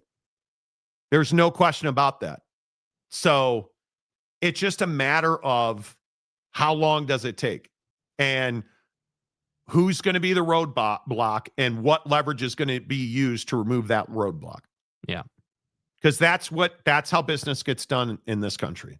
And you don't have to like it, but I think it's the reality of it. right? That to me is, It's true. We'll see. Conundrum, this proposed BS would be tied up in the courts for decades. No, you can tie it up in court, but if it's legislated, if it is federally codified, you're not going to tie it up in courts. There's no way to tie it up in court, right? If I think what you're seeing now is college football is tied up in court constantly on a daily basis right now. It's tied up in court constantly. That's what you have to put an end to. Is what you have to put an end to. Who would be the commissioner of the new entity? Your Sankey Filatidi? I don't know. Nick Saban. Because I think that's very likely somebody like Saban. Greg Sankey, I don't think wants it. I think Greg Sankey enjoys running the SEC. I think he enjoys it very much. And I actually don't think Nick Saban would love it. I don't know who you put in charge of it. I mean, if you look at the names that have Donald Trump's ear in college football, it's Nick Saban, it's Urban Meyer, it's Cody Campbell, it's Cash Patel. Cash Patel. Hey man, where's the championship game this year? Valhalla. Right? Like, damn. But Monty, those Pac-12 lawyers need to be studied so many billable hours that at this point they have to be convincing the Pac to file all these frivolous lawsuits, dude. Undefeated. Lawyers always get paid. Lawyers always get paid, right? Oh, Urban Meyer. Nah, bruh. I know Urban's very interesting to me. Pervin. Is Pervin Liar taboo? Is he? I don't know that he's taboo. I think that he is flammable. I think that if you hire him to do anything, if you hire him in a way that represents your institution, if you put him in a leadership position, you're asking for criticism. You're asking for people to call you out on the hypocrisy, on the hey, you're hiring a guy whose nickname is Pervin Liar and has done what he's done. What does that say about you and your organization? You're asking for that question. Is he a hot button? Maybe. I mean, maybe. Could be. Is he dangerous? Could be. I don't know. It'll be interesting to see what he does. And when I woke up this morning, I was feeling pretty dangerous. Pervin Liar would kick all the kickers. He probably would. There's no doubt Urban Meyer knew how to win football games. Just, I don't know. I have no idea, Chewy. I'm so not interested in relegation. I don't know the answer to that question. I truly do not know the answer to that question. Urban Meyer to UCLA. I don't think so. I don't know. Willie, maybe this show should stick to talking about this week's games instead of half-baked moronic ideas. Yeah, half-baked moronic ideas. Half-baked. That's why everything we've said is being written about nationally now. Yeah, we're half-baked. That's why Ross Dellinger put out an article on it today. What do you mean, dude? Again. Willie, every time you come in here, and we don't see you often, I guess, thankfully. I wish you would be here every day. I don't know. I think it's very interesting that you always say we don't know what we're talking about, and then what we talk about generally happens. I mean, it's always good to see you, Willie. We appreciate it. I want Nick Saban of the new commissioner of the new Super League. Yeah, and Cale Gundy, the head coach at Oak State. We get it. Yeah, and I want confirmation who Dana Marie is, but you still haven't given us that. So, Yeah, Toot Pants, new entity commissioner, some dude named Tim Montemayor. Should be. Kiss my butt. I'm a better man than you are. Nick Saban is he's a not. better man than you are. No, he's not. And don't you say that again. Hey, cow turd. Okay. Colin Cowherd could be an option. Sure. Always good to hear from you. Johnny Gonzalez, Urban Epstein Meyer is too close to some current hot topics. Dude. Bro. Urban Epstein Meyer, that's so good. Oh my God. We need men with integrity, not bias. A partnership of Cash and RFK Jr. Wow. But Monty, keep relegation where it belongs in Chelsea's future. It's not very nice. Timothy. It's not very nice. Okay. We won the Club World Cup, and we're going to beat the hell out of Aston Villa when I'm there in December. I am so excited. Can I tell you that this week has been the longest month of my life? That it is only Thursday and it is only September 18th. You know, it's fine. Angelo, Urban is taboo in the NFL, but Bowling Green would take him back. He was on, whose show was he on today? Maybe it was Cowturd. He had on his Utah sweater. He straight up said, "Go Utes" at the end of that show. You know, Half Baked is a funny movie. Shove it, hater. Like, I just don't understand. Like, guys like Willie, just I don't understand it. Dude, do not bring up Notre Dame today because Jake is just waiting to stomp on my balls with a jackhammer. Oh my God, you guys. Hey, Willie, you hater. What have I said about our guy can't count to 10? What have I said? Hey, Marcus Freeman, not the guy to be coaching. Not the guy to be coaching Notre Dame. What's my main complaint? We never have a quarterback. Turns out, again, shocking. Told you so Thursday. First entered the portal, it was Notre Dame. I thought I was going to end up at Notre Dame. And a lot of people don't know this. Like, this was very on apps. But they ended up signing Riley right before I was about to commit. Like, I was about to commit that day. Wow. And I called my agent, and he's like, "Sorry, buddy. Like, they just told me they took Riley." And I was like, "What?" Like, they weren't even talking about him. And so that pissed me off. And a lot of people didn't know that, that had happened going into the national championship. So I remember the general manager was standing on the sideline right where we were warming up, and I was just staring daggers through him the whole warm up. Like, I was pissed. And like, I'm a chip on my shoulder guy. Like, I am absolutely like a extra motivation, anything I can get like that gave it to me. So that was one, Notre Dame. And then at that point, I was like, as soon as that happened, I didn't really know what to do. I was like, this is I entered the portal, and, Notre Dame was kind of where I wanted to go when I started hearing from people. And then I was kind of lost. I was like, do I end up going to the draft? And I had a Senior Bowl invite. If I didn't go to Ohio State, I probably would have ended up declaring last year.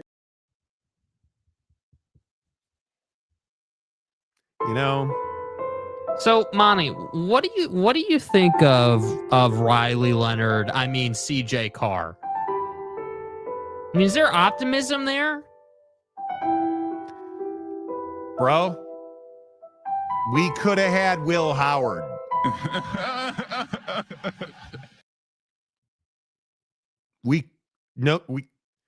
He wanted to go to Notre Dame, Notre Dame, our mother. And they wanted Riley Leonard instead. They knew Will Howard wanted Notre Dame. They knew that he wanted to glaze his balls in gold. Juicy. And they still said, no, we'd rather have Riley Leonard. He sucks. Just ask his mom. Venice Parade.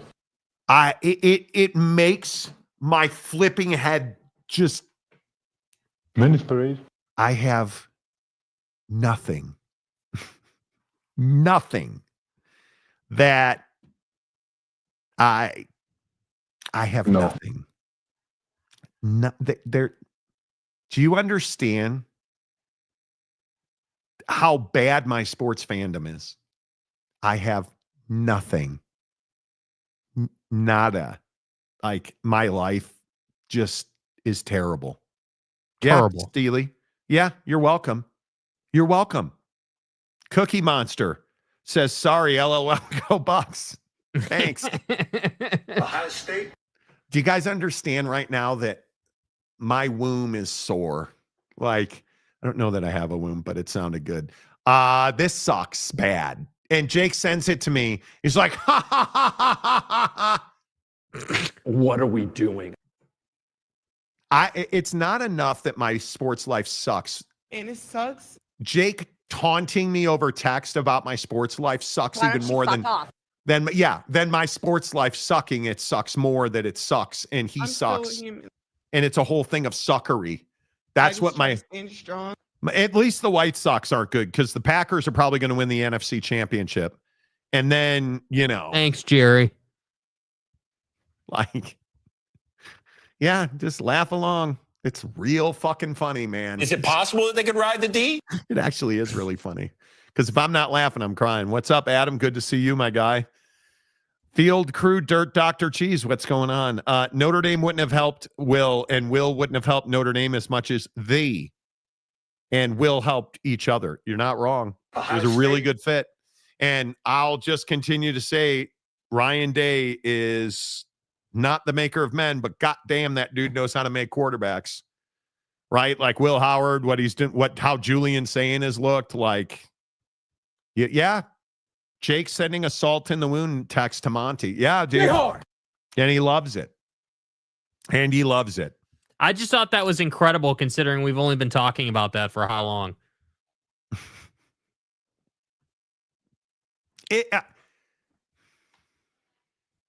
So wait, was Charlie Kirk right? Never mind. Oh, no. I'm so frustrated with Ben Johnson. Who's the best coach I have? Craig Counsell is probably it. At least we're going to the playoffs with the Cubs. No, Marcus is the best coach you have. You've been to the CFP championship game. No.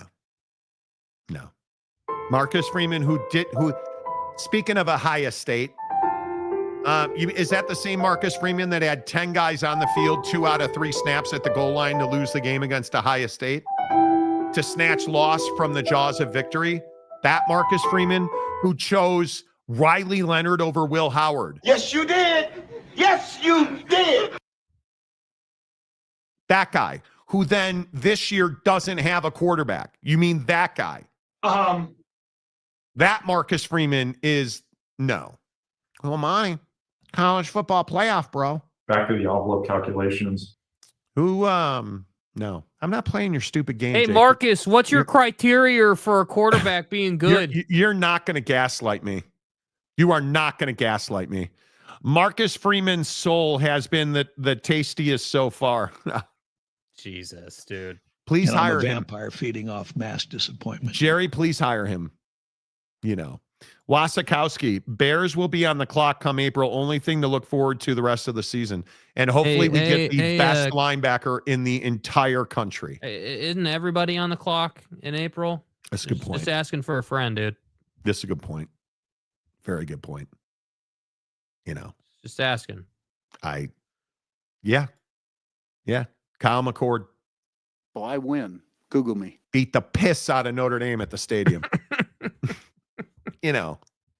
I mean, it would have been okay if Will Howard would have wound up at like a shit show like Penn State and they would have never won anything. I would have actually been fine with it, right? You would have lost anytime Penn State loses a game, anytime Michigan State loses a game, anytime Yeah, I mean, why don't you play the Packers Dabo lose clip, a game? Dude? Why don't you play the Dabo clip to represent how you feel? What's so wrong with our program? No, you know the clip I want to play? Brian in the back. I know you love these immediate post-game sessions, but what are you seeing with your offense? Clip I want to play. Really? Is that the first question? We won. Yeah, because I would have fucking signed Will Howard. Brian Kelly would have signed Will Howard, you son of a...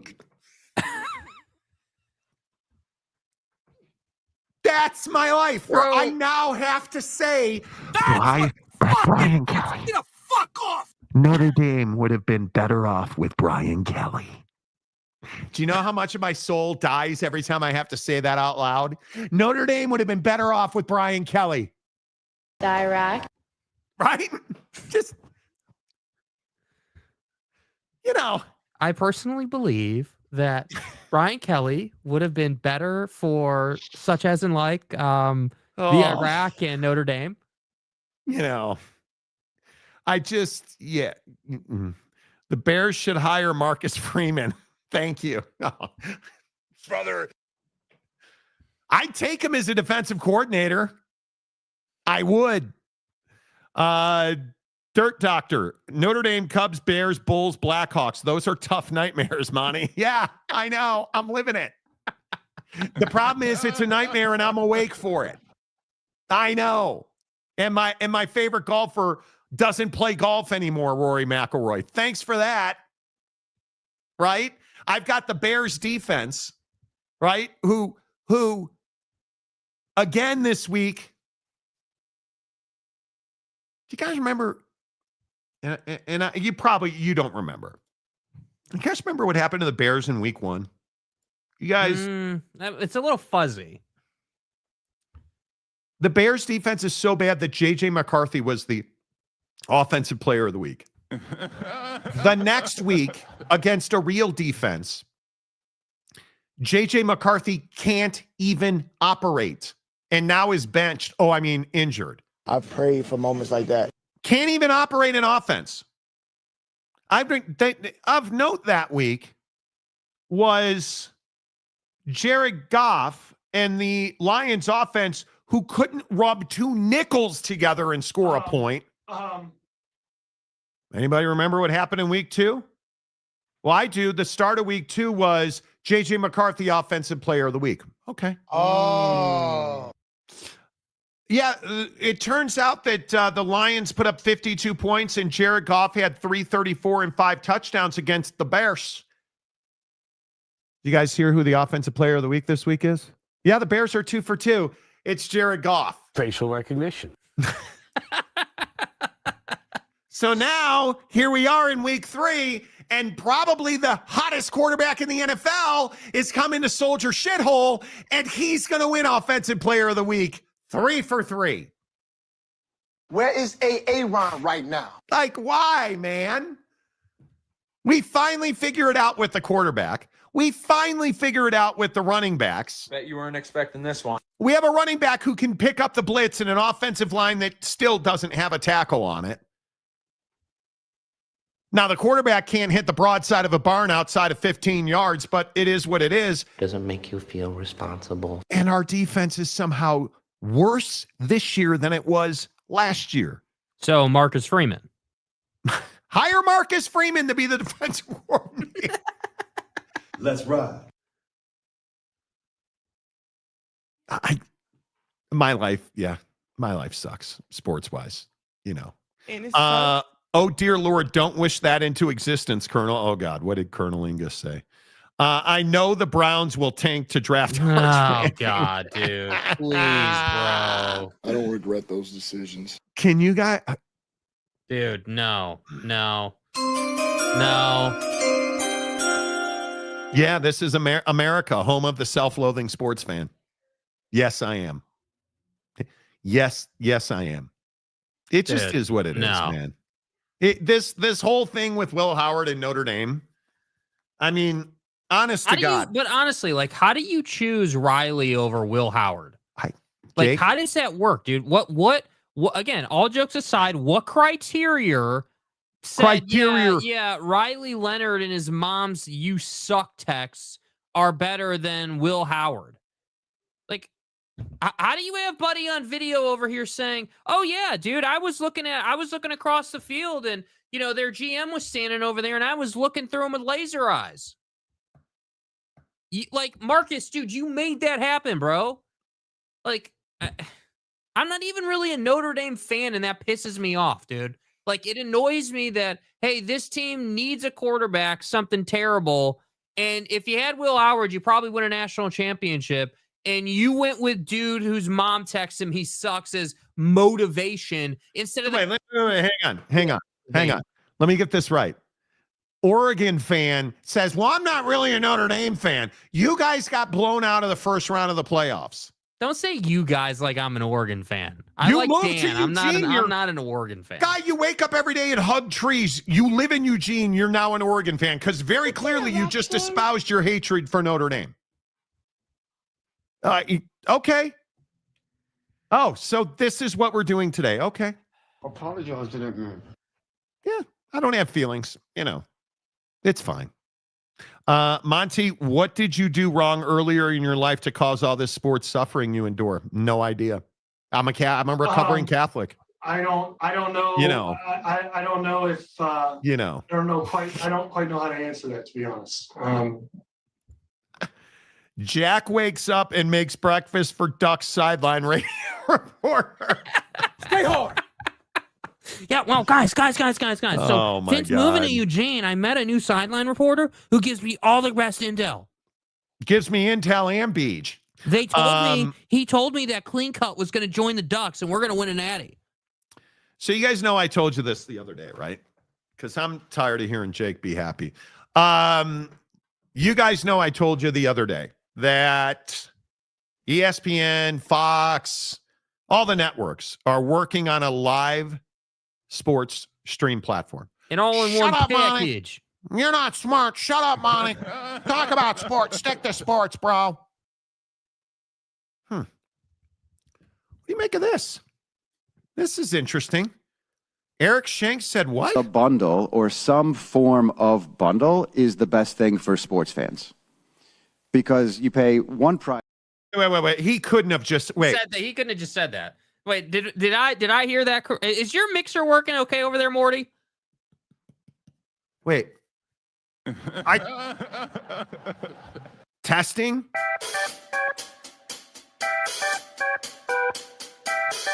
Yep, seems like they're working fine because I swear I thought heard him say a day later exactly what I said. A bundle or some form of bundle is the best thing for sports fans because you pay one price in one UI and you can get everything. I love how he starts it with a bundle. That sounds remarkably like this. Funny how that works. So you're saying it's one price for A bundle or some form of bundle is the best thing for sports fans. Because you pay one price in one UI and you can get everything. Okay. Sports fans have been taken advantage of, I think, quite a bit, especially in the soccer world, right? Like soccer fans being young, tech savvy, and having disposable income. We went from having one place where you watched global soccer on one channel to all of a sudden having to subscribe to like 13 different streaming services. This is fucking America. I don't know how I do it. U.S. Americans. Don't have any Nobody cares sources. about soccer, Eric Shanks. We care about football, brother. God. So let me hold on. I need to just flip the page here. Brother. Jake, who's an asshole, Yes. hates Notre Dame, hates soccer, hates Chelsea, Iraq. has herpes. Okay, cool. Sorry, didn't mean to interrupt. So I just wanted to take some notes. Has incurable hatred syndrome. So wait, is this just a thing where it's pick on fat ass day? Is that nobody what this is? wants to talk about soccer? Did you wake up today and say that we're going to strum the guitar on your rolls? Is that what you said today? Yeah, me and the little Asian lady like. from the mailbox yesterday talked about it, and I just had to come out and. So now we're going to bring up how much Asian people hate me. The biggest load that we've seen. Okay. It's not bad enough you hate the Bears. It's not bad enough you think Marcus Freeman's a Heisman Trophy level coach. It's not bad enough. No. Screw soccer. Just screw them.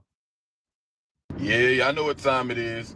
So yesterday I'm walking my dog, and I told this story yesterday in case you missed it. I'm walking down the street, and there's an Amazon truck, and the driver's talking to this slightly proportioned Asian woman. I'm Shiva, the god of death. Pretty much, because then I sneezed. It's not like I sneezed on her. I sneezed in. I'm like, whoo, man, allergies really got me this year. Bigger noses have bigger allergies. Do you know what that's like these days? Do you know how sad that is, dude? Okay, fuck you. How's that? How did she just come up with that off the top of her head, bro? How does that even happen, dude? Like, who's like, oh yeah, bigger nose, bigger allergies, Monty. And no hesitation. No hesitation. And now I get Jake sending me, oh, Will Howard wanted to be an Irish guy. Thanks. Yeah, I should have figured it out. I wear a size 15 shoe. I wonder where I could have fit that thing. Yeah. James, any thoughts? Hugh Janus. Jake does not put any skin in the game when it comes to naming his favorite college or pro football teams. Funny how that works. He has grown up seeing his pop's sports depression. He really has. That's the bottom line. And we didn't think Jake could learn. Monty can see the future because he's close to the afterlife due to the fact that he's fat, dying, and Mormon. I mean, it's true. Those are facts. Full respect. That's one of the greatest bombs that's ever been lobbed at me on the show. Look, you're fat, you're old, and you're Mormon. You're going to die soon. Okay. Never mind that I'm not dying soon. I am fat. I'm not Mormon. Because shit's going good. Yeah, I could be a Husker fan. That's depressing. I mean, but yeah, Patrick Mahomes is your quarterback. At least she didn't tell you way to blow Pinocchio. Wow, that's true. I don't even have that big of a nose. Like, I don't have a big nose. Though I have a zit today, which I guess that's just how this week, which is a month, is going. But it's fine. Mm-hmm. But Monty says you're only fat for now. Zep going to work wonders. It's worked wonders already. Bro. Thank you. He just called me fat. Two. Bro. It's already working. The funny thing is about losing weight, I've lost 25 pounds now. And it's not enough. I hate the way I look right now. Like, got a bunch of new clothes. Hate the way, like, it's just brutal. It is just in my opinion. Don't get fat. Well, it's too late for Jake, but don't get fat. It's just not. It's not worth it because it's just such a pain in the ass. Right? Like, it's just not fun. Rock and Rant, I came down to Miami to tell Mario to shut the program down for you. Thank you. Yeah, wow. I'm here for Rock and Rant. I'm glad you're here today. How good is Miami? I had a major argument today with somebody that I didn't even know was a Miami Hurricane fan. I had a major argument today with somebody that the argument was, how good is Miami? And his exact line was, well, yeah, Notre Dame sucks, but South Florida is pretty good. Oh, so now South Florida is better than, Notre Dame. Well, Monty, Byron Brown is way better than CJ Carr, don't you know? Facts. That's not even a joke because you're not kidding. That's very true. That's very true. I don't know how good Miami is. I think Miami top 25? Probably not. Are they top 10? Probably. I think they're borderline top 10. And because when I look at, we're so early in the season, but when I look at the coaches poll, the AP poll, Ohio State, Georgia, LSU, and Oregon are all significantly better than Miami. Is Texas better than Miami?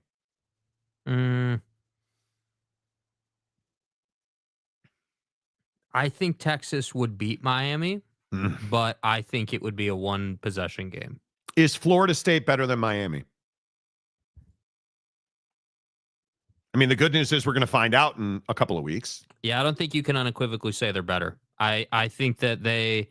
Wow. I would take Castellanos over Beck, but I think it depends on where you play the game. I think Florida State's defense has been really, really good. We saw it against Alabama, and they absolutely put the vice grips on directional Tennessee, agricultural, and mining school. Yeah, I just think that's one of those tough ones to pick. Florida State, anything with two teams inside the state of Florida is really difficult. I think I think that, Miami versus Florida, Miami should win that game. But again, it's Miami and Florida. Like, you don't know what's going to happen. But Rock and rant. Is Miami better than Florida State? Is Miami better than Florida State? Miami's won better games.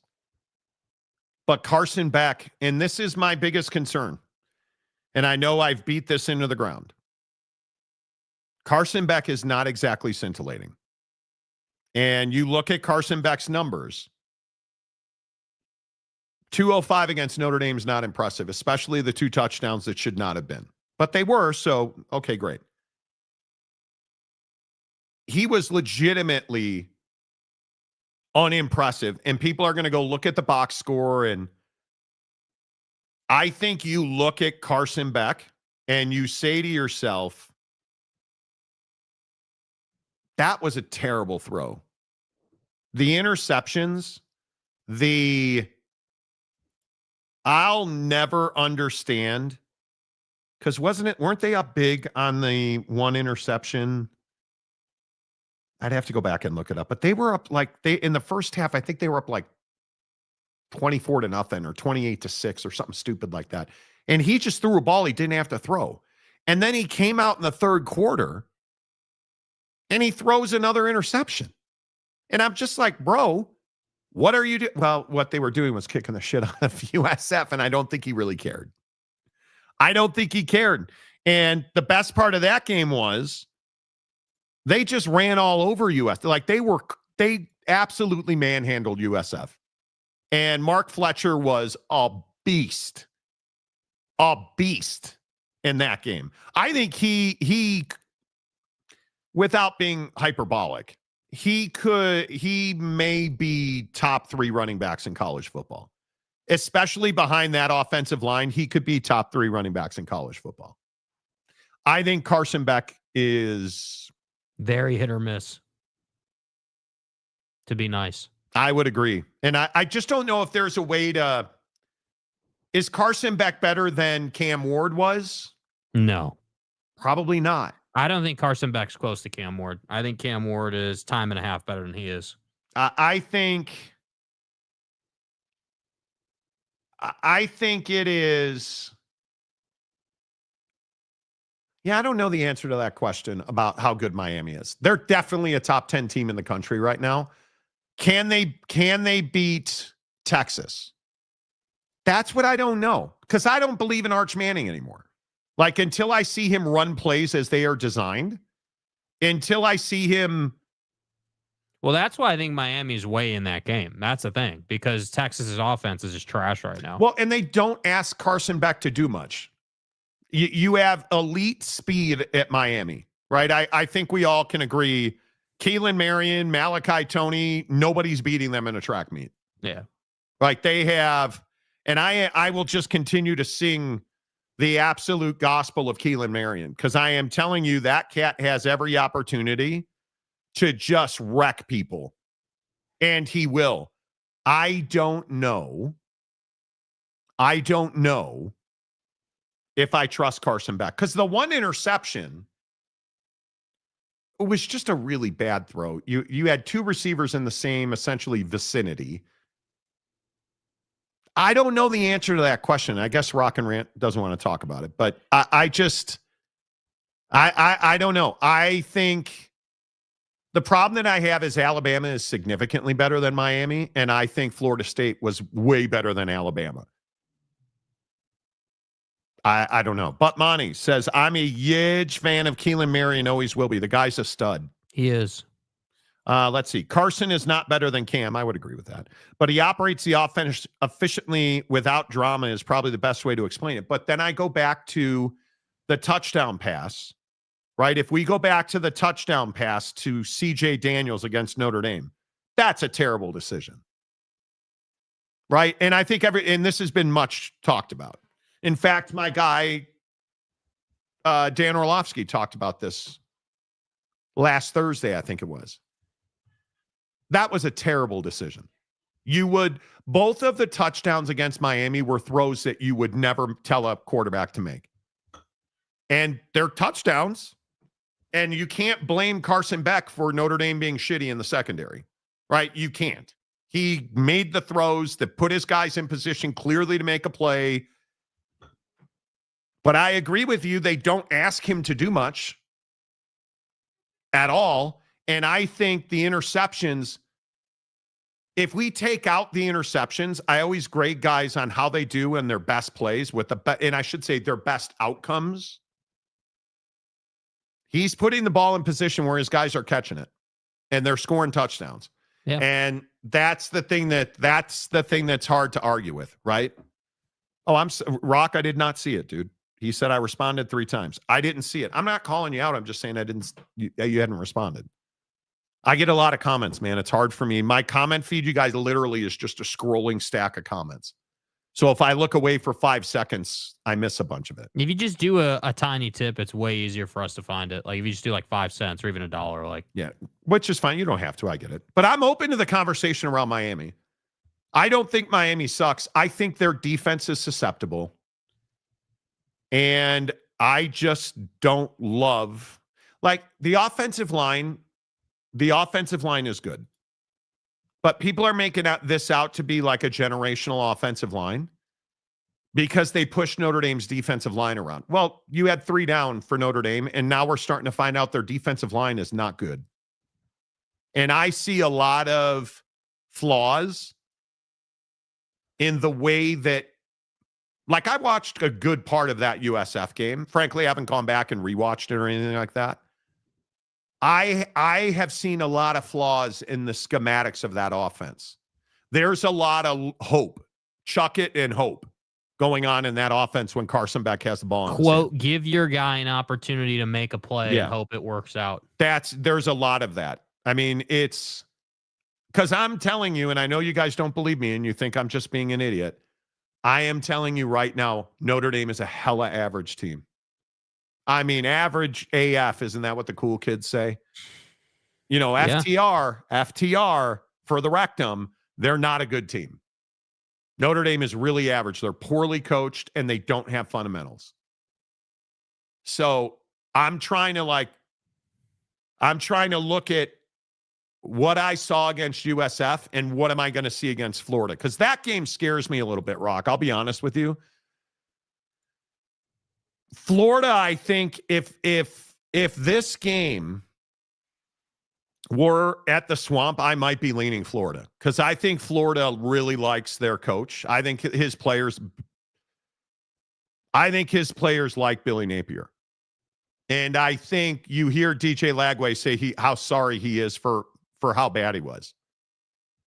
That tells you they care about their coach. Mm-hmm. This isn't Edo getting run out because he was pounding box on the football field, right? Like, that's not what this is. This isn't Dan Mullen getting run out of Florida because his wife was handsy. That's not what this is. I think they really like, because you see Billy Napier going out of his way to put his arm around DJ after the 3rd interception, and he pretty much kicked him in the face after the 5th one. And he's talking to him calmly. He's not going Brian Kelly grabbing the face mask, right? Like, I think they genuinely like him. The problem is he's not a good coach. And if this game this game's at Hard Rock, I think Miami's going to win the game in a close one.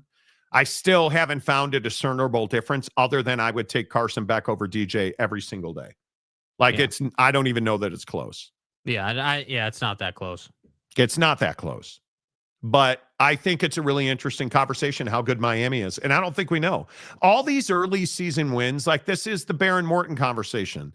This is Avery Johnson at K-State, who I've tried to warn you about for 2 years now. I generally don't miss on quarterbacks. You guys can say a lot of things about me. My assessment of quarterbacks is pretty good. I look at Carson Beck as a guy that is not somebody Miami should always do everything they can do to be ahead by at least 10 points. Because that's not a guy you want throwing the football from behind.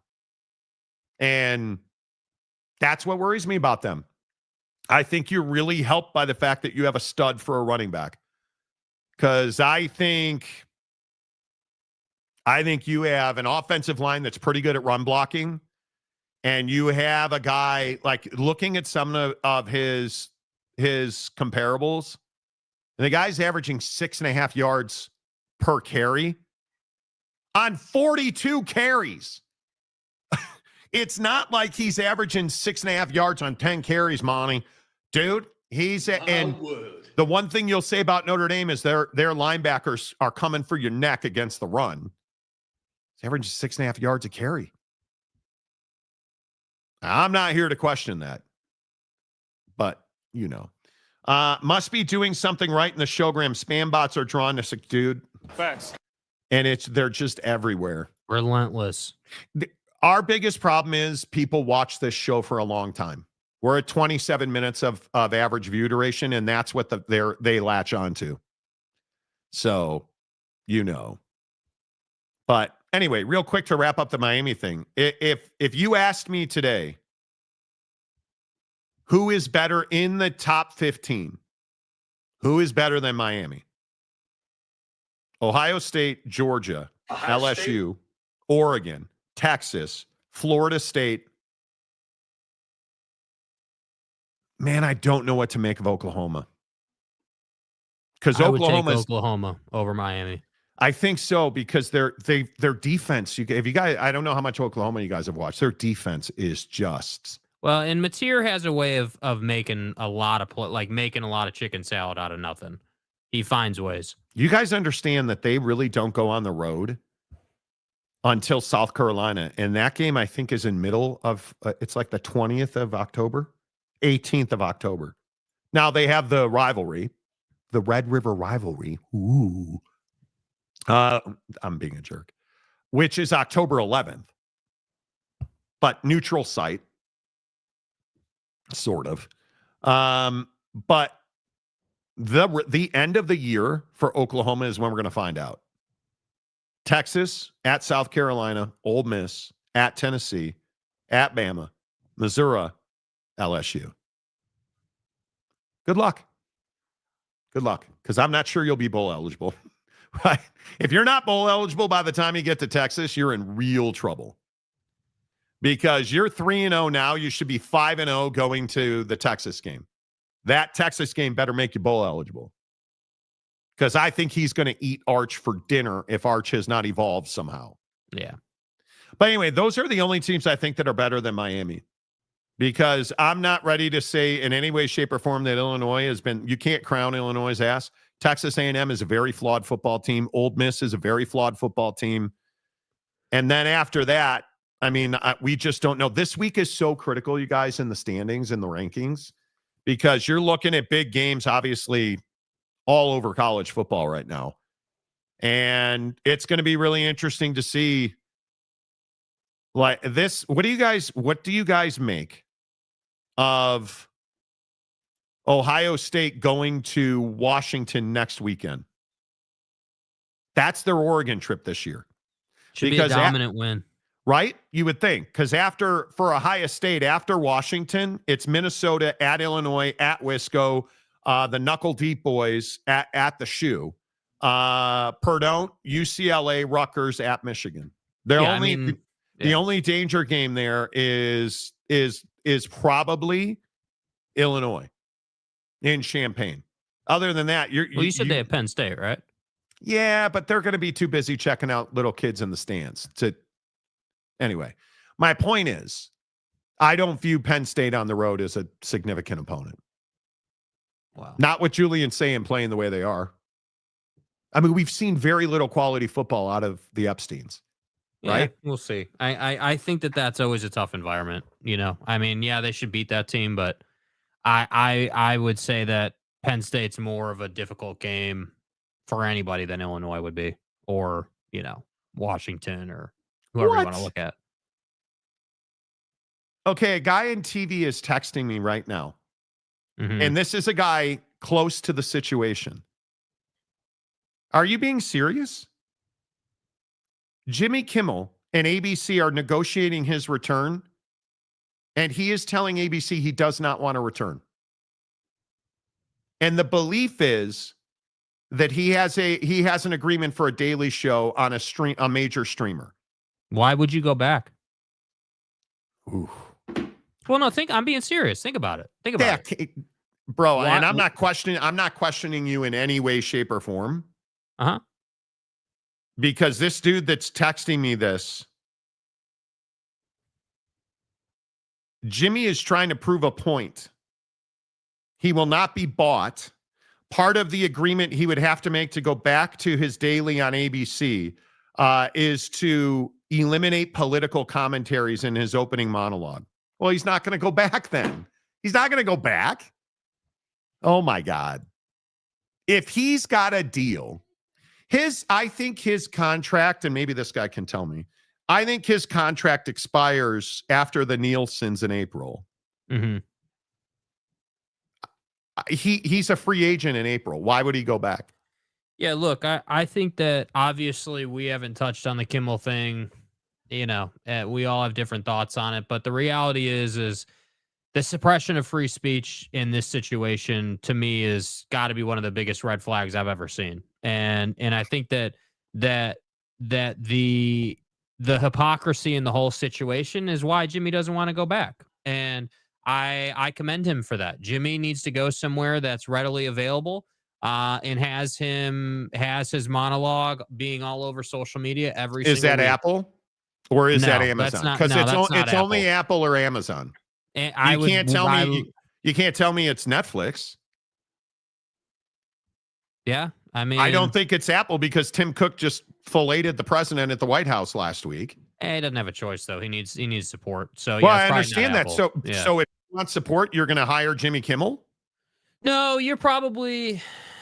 I don't think that. I don't know. We'll have to see just how far Jimmy wants to take it. I mean. His contract is up after the Nielsen's in the spring. Yeah, so that'd be his non-compete. Yeah, I mean, if Jimmy wants to prove a point, I mean, there's a couple of ways you could go here. I mean, I guess I could see you going to Amazon at the same time. Not Apple is the text that I just got. Not Apple. I agree. He's not going to Apple. Is this on the internet anywhere? This has do we have like an exclusive here? No, we can't have an exclusive. Rolling Stone. In the hours leading up to the decision to pull Jimmy Kimmel, two sources familiar with the matter say senior executives at ABC, Disney, and affiliates had emergency meetings to figure out how to minimize the damage. Multiple executives felt that Kimmel had not actually said anything over the line or even controversial, but the threat of Trump administration retaliation loomed. Ooh. That's very interesting. See, and that's the thing. Like, I actually agree with that. You go and listen to... Wait a minute. There's also sourcing that says Jon Stewart is going to retake The Daily Show on a daily basis because of the Jimmy Kimmel suspension. Oh, man. Oh, that's according to the Hollywood Reporter. Do we have an exclusive on this story? This cannot be possible. Somebody else has to have this. You can't tell me we're the only ones that have this information. Are we the only ones that have this right now? I mean... And again, sources telling us that ABC and Jimmy Kimmel are negotiating a return, but that part of the stipulation with ABC is that he cannot talk politics in his opening monologue. And Jimmy Kimmel is saying no to that. I mean, that's kind of crazy. If we're the only, we can't be the only ones that have that. I don't, what would you do if you were Jimmy Kimmel? If I was Jimmy Kimmel, I wouldn't go back. I would never work for the man again if I was Jimmy Kimmel. I think my opinion is I understand why executives are intimidated by Trump administration backlash. Totally get it. At the same time, though, at some point there has to be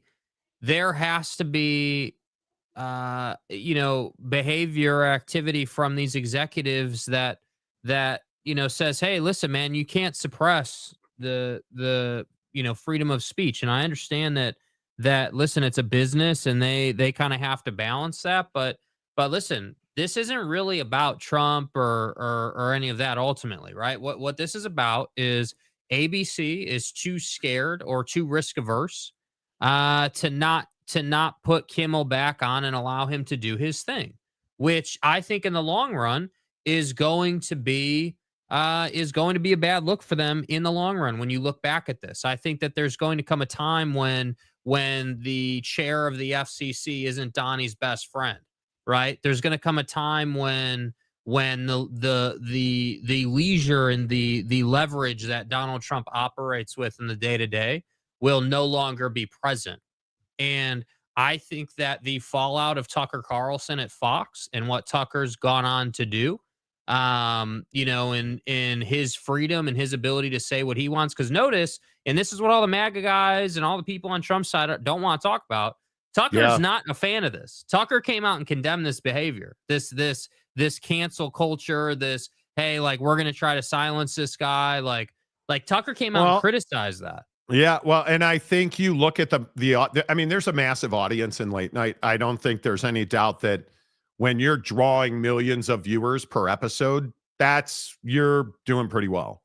And so I think it is a highly coveted slot. And I'm interested to see. Toot Pants, MSN saying ABC hopes to bring Kimmel back, but temperature needs to be taken down under FCC threats. Okay. See, and this is the thing. At some point, and this is my concern for networks like ABC. At some point, you have to take a stand, right? Because right now you are controlled by the FCC. You are controlled by the government. You're allowing them to control you and what you can and can't do.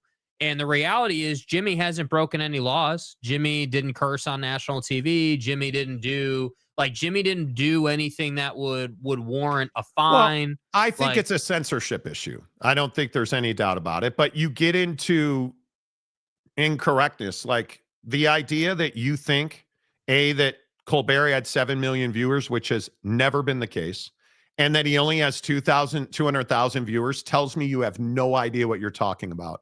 Stephen Colbert draws 2.6 million viewers a night, and 248,000 of those viewers are 18 to 49-year-olds. It's on Google. Go look it up. That is, and this is the problem we run into on a daily basis when we talk about this stuff. You guys take the narratives coming out of Washington as fact, and they are almost never, ever fact. This right here, it has nothing to do with Sinclair Broadcasting.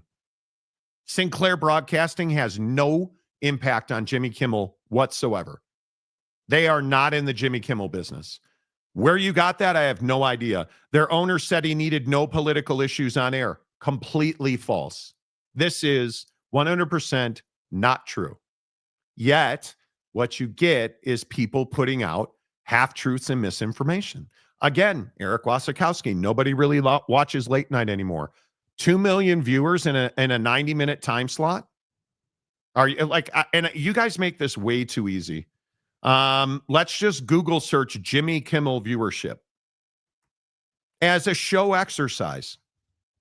And Jimmy Kimmel in Q2 of 2025, so in the latest viewership ratings, averaged 1.7 million total viewers, 220,000 in the key 18 to 49 demographic, placing it second overall behind The Late Show with Stephen Colbert. So Stephen Colbert has no viewership, yet he's leading the time slot.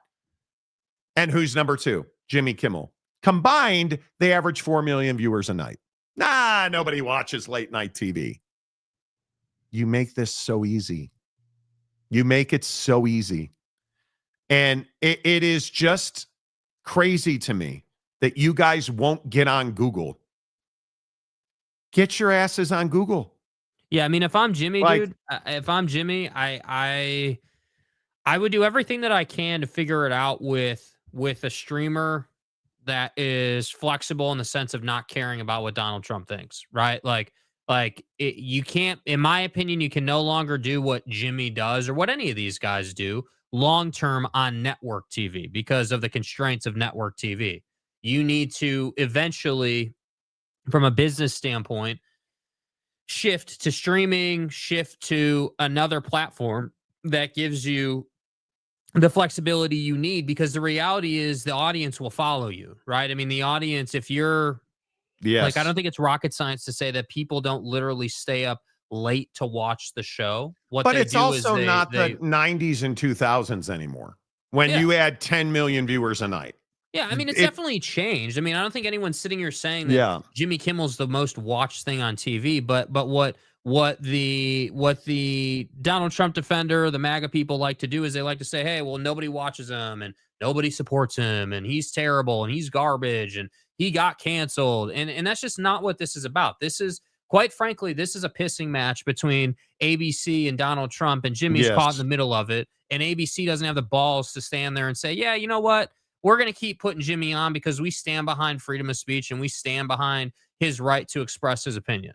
And if they're not in that place, they're going to suspend him. And now we apparently have an exclusive that says they're trying to negotiate his return contingent on the fact that he won't mention politics in his opening monologue, which is, corporatese for we actually don't want you back. Yeah. Well, and the funny thing is that when you look at, you need to deal in facts. People have been trying to say, well, they fired him. They're still paying him. He's not fired. They never fired him. They didn't cancel him. It's remarkable to me that you can get on and you can see that our late night TV numbers historically high. No, they're historically low. But when you're pulling 2 million viewers a night and you're pulling 200,000 18 to 49-year-olds who are the demographic, you're gonna make money.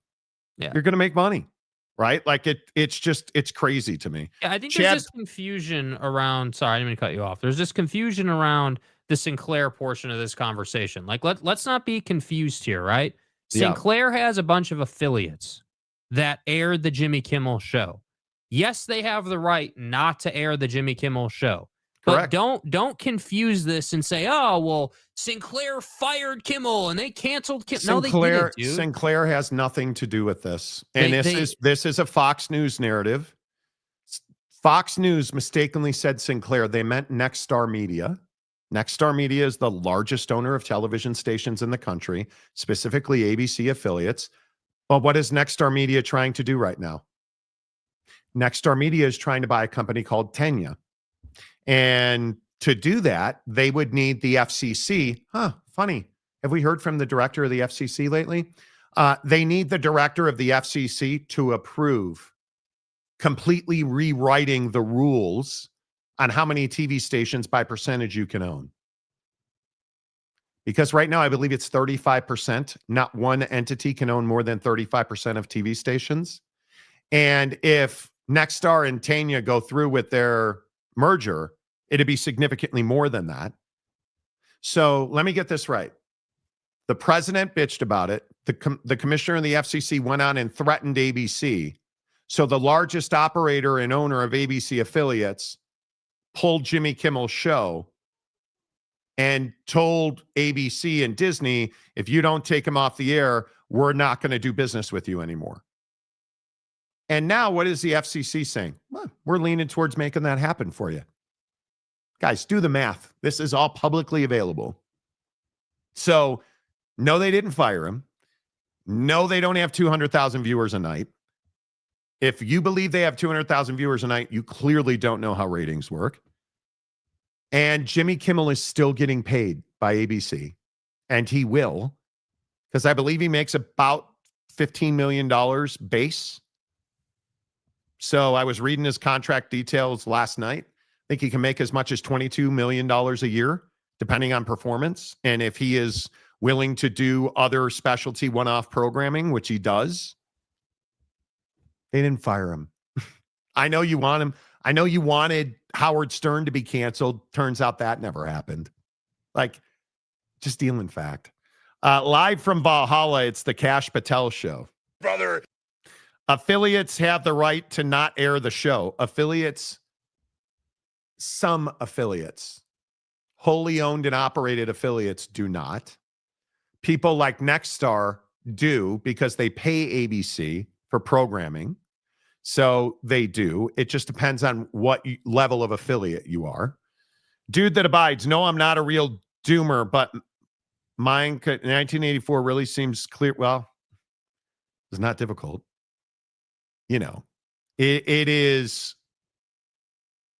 going to be very interesting to see how this plays out. Yeah. And it really bothers me, dude. It upsets me. The single biggest lever to be pulled here is Nextstar's merger with Tenya.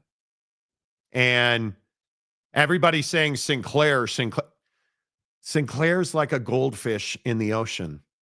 And I would also remind you, what kind of company is Sinclair? Christian, heavily conservative, major contributors to Donald Trump. So, of course, they're going to pile on. Like, you guys, I don't have a problem having these conversations, but there is no question that you are going to have to be factual. And if you are not factual, you are not going to be, you're not going to get a voice on our show. Because I'm not going to continue this thing where we put fallacies into the ethos. That doesn't help anybody. Like, it's just, it to me, it is really bad when you have an administration that ran for president. And what was one of their major pillars of their policy? Free speech. Nobody's getting canceled anymore. We are not going to have people being silenced in the media. Restore my Twitter account. And so now what happened to free speech? And what happened to free speech? That's the issue. And I think when you look at the issues surrounding things like censorship, all we're seeing now out of this administration is censorship. That's what we're seeing. And it should really scare you. When we are now legislating who can have a voice and who cannot, that's a problem. That's a problem. And when you have the chairman of the FCC leveraging major merger talks to silence somebody, that's a problem. When did we just forget the Constitution? When did that happen? What happened to the First Amendment? What happened to Elon getting rid of the bots? That didn't happen either. When did we sell ourselves out? When did we sell ourselves out? That's what we have to figure out how we have to figure out how we find ourselves again, right? Yeah. Like I think it is very scary that we're in a position where we just don't have the ability to say what we want to say anymore. And I'm amazed you're okay with that. I'm amazed by that. You're okay with free speech being crushed in this country. How did that happen? So let me get this right. Somebody died for speaking their opinions, no matter what you think of them. Somebody died. Now we're seeing, Kimmel get suppressed for a time because of what he said about Donald Trump, and you're fine with that. But which is amazing. But Charlie Kirk was couldn't believe that happened. That was unbelievable. That can never take like all the usual suspects in the comment section. That can't take place here. But now this, because it's Kimmel, you're saying it's fine. That's my problem, dude. There at some point has to be accountability. There's got to be a baseline of like, hey, this is cool. This works. Hey, you want to criticize Donald Trump? There's no problem with that, right? We have the right to do that. We have the right to say the things we want to say. And again, it needs to be said, like, Jimmy didn't do anything that violated FCC laws or statutes. Like, there's nothing in that clip that would say, yep, he should be suspended. The only reason he's being suspended is because Donald Trump said that broadcasters who have late night hosts that criticize me should lose their license. So what did ABC do? They suspended him because they're scared of Donald Trump. So nothing's going to change, and all of you guys that support him, with all due respect, are going to look foolish when eventually this guy leaves office and eventually normalcy returns, because that's our problem right now. And again, it's not. This is also where we get confused. This is not a Democrat or Republican issue. It's not. It is a Constitution, what the country was founded on issue. Yeah, bro. Exactly right. And I think the biggest issue is when you look at somebody like a Nexstar, who I don't think there's any question is the most influential television company on the planet. And you look at the TV stations they own and where they own those TV stations. And this is largely the Sinclair versus Nexstar. But I probably shouldn't have to explain this, but I'm fine with it. Nexstar's, if you go look at where Nexstar, and you can probably Google this, you go look at where Nexstar owns television stations, there's a reason they had so much pull over Jimmy Kimmel. There's a reason then when Nexstar acts, Sinclair acts. There's a reason that Nexstar is the largest operator of ABC and really any affiliate in the country. Because when you look at where their stations are located, they have larger markets that are more viewership, better distribution, and more money for ABC. And you look at stations like Sinclair, and you quickly understand that somebody like Sinclair's got Tuscaloosa, Alabama. Is that an important football market? Yes, it is. Is it an important late night TV market? It's not. Right? Like that's and I know you probably don't care about that, but when you look at the totality of all of this, it's remarkable to me that you guys are okay with the First Amendment just being absolutely trampled. I'm amazed by it. Willie, what are you saying now? Sinclair and Nexstar are also leading the charge to end free over-the-air TV. I don't care. Nexstar's got the hammer, and it doesn't matter. I mean, it really doesn't. Exactly, Jake. The FCC is not following their own rules and regulations anymore. But again, that's what this government has done. And across the board, ignoring court orders. I mean, your country's being run by a guy named Stephen Miller. Go check it out. Go look at what that guy stands for. You look at the Kash Patel hearing last week, where he said, like, we're living in a world where it's, hey, you do this, I'll do that. Let's do this. Right? Like, that's not how this is supposed to be. It's not how it's supposed to be. No, companies don't do what they want. And if you think that's true, guy, I don't understand you. You're so willing to just let freedoms be pissed on and walked over. You don't even care. You don't even care about like, you will never question anything. Donald Trump stood in front of an international media audience today and said that he has lowered gas or energy prices, including gas and electricity, to their lowest levels in the history of the United States. That inflation is at an all-time low. Like, you guys don't even care enough to understand. He's telling you your electric bill is at an all-time low, and most people can't afford to pay their electric bill. Do you understand that? He's talking about how we're drilling more oil than we've ever drilled. Do you guys understand that that is exactly the opposite? And now he's putting guys in place, like whether it's RFK, Kash Patel, the FCC commissioner. Do you understand he's putting guys in place that have zero experience doing what they're doing? And they're simply in place to make sure. He's upset that Jimmy Kimmel made a joke about him.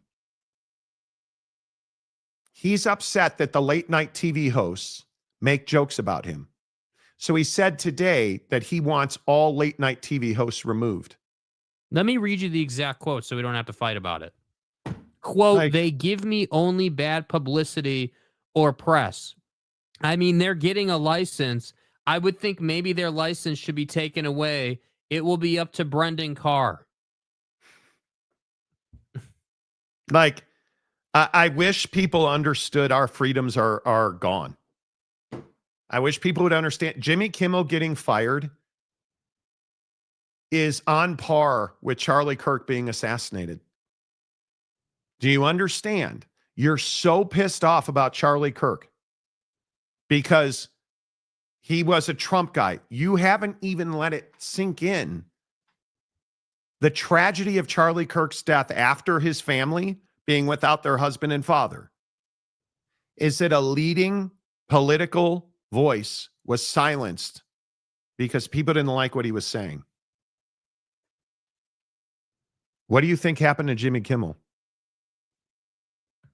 You're watching in front of our eyes. It's not the left or the right. It's everybody's freedom of speech is being taken. Very clearly different modes of operation. One through an assassin, the other through an assassin of a different kind. And I'll just continue to tell you, when we don't have a free press, we don't have freedom. When we don't have guys who are allowed to stand on TV and make jokes about the president, we don't have freedom. Was anybody harder on Democratic presidents than late night television? Did you see those guys threatening to fire and pull licenses? And why? Like, this is not who we are. Oh, wait. Yes, it is. This is exactly who we are. And we sit here every day and talk about it. And yet today, Donald Trump says our economy is booming. We have a horrendous economy right now. We have a real jobs problem in this country. We have a real minority unemployment problem in this country. We have a ton of people out of work, more people looking for jobs than there are job openings, and food costs are at a high that we have not seen in some time. The very fact right now that farms are going out of business. Farms are going out of business because China made a deal with Donald Trump where he lowered and in most cases rescinded tariffs in exchange for a trade relationship. And China immediately publicly makes this trade agreement and then turns around and says, we're not buying your beef and we're not buying your soybeans. And we're dramatically reducing how much alfalfa we're going to buy from you. Now, and I know you guys don't give a rat's ass. Do you understand why that's such a problem?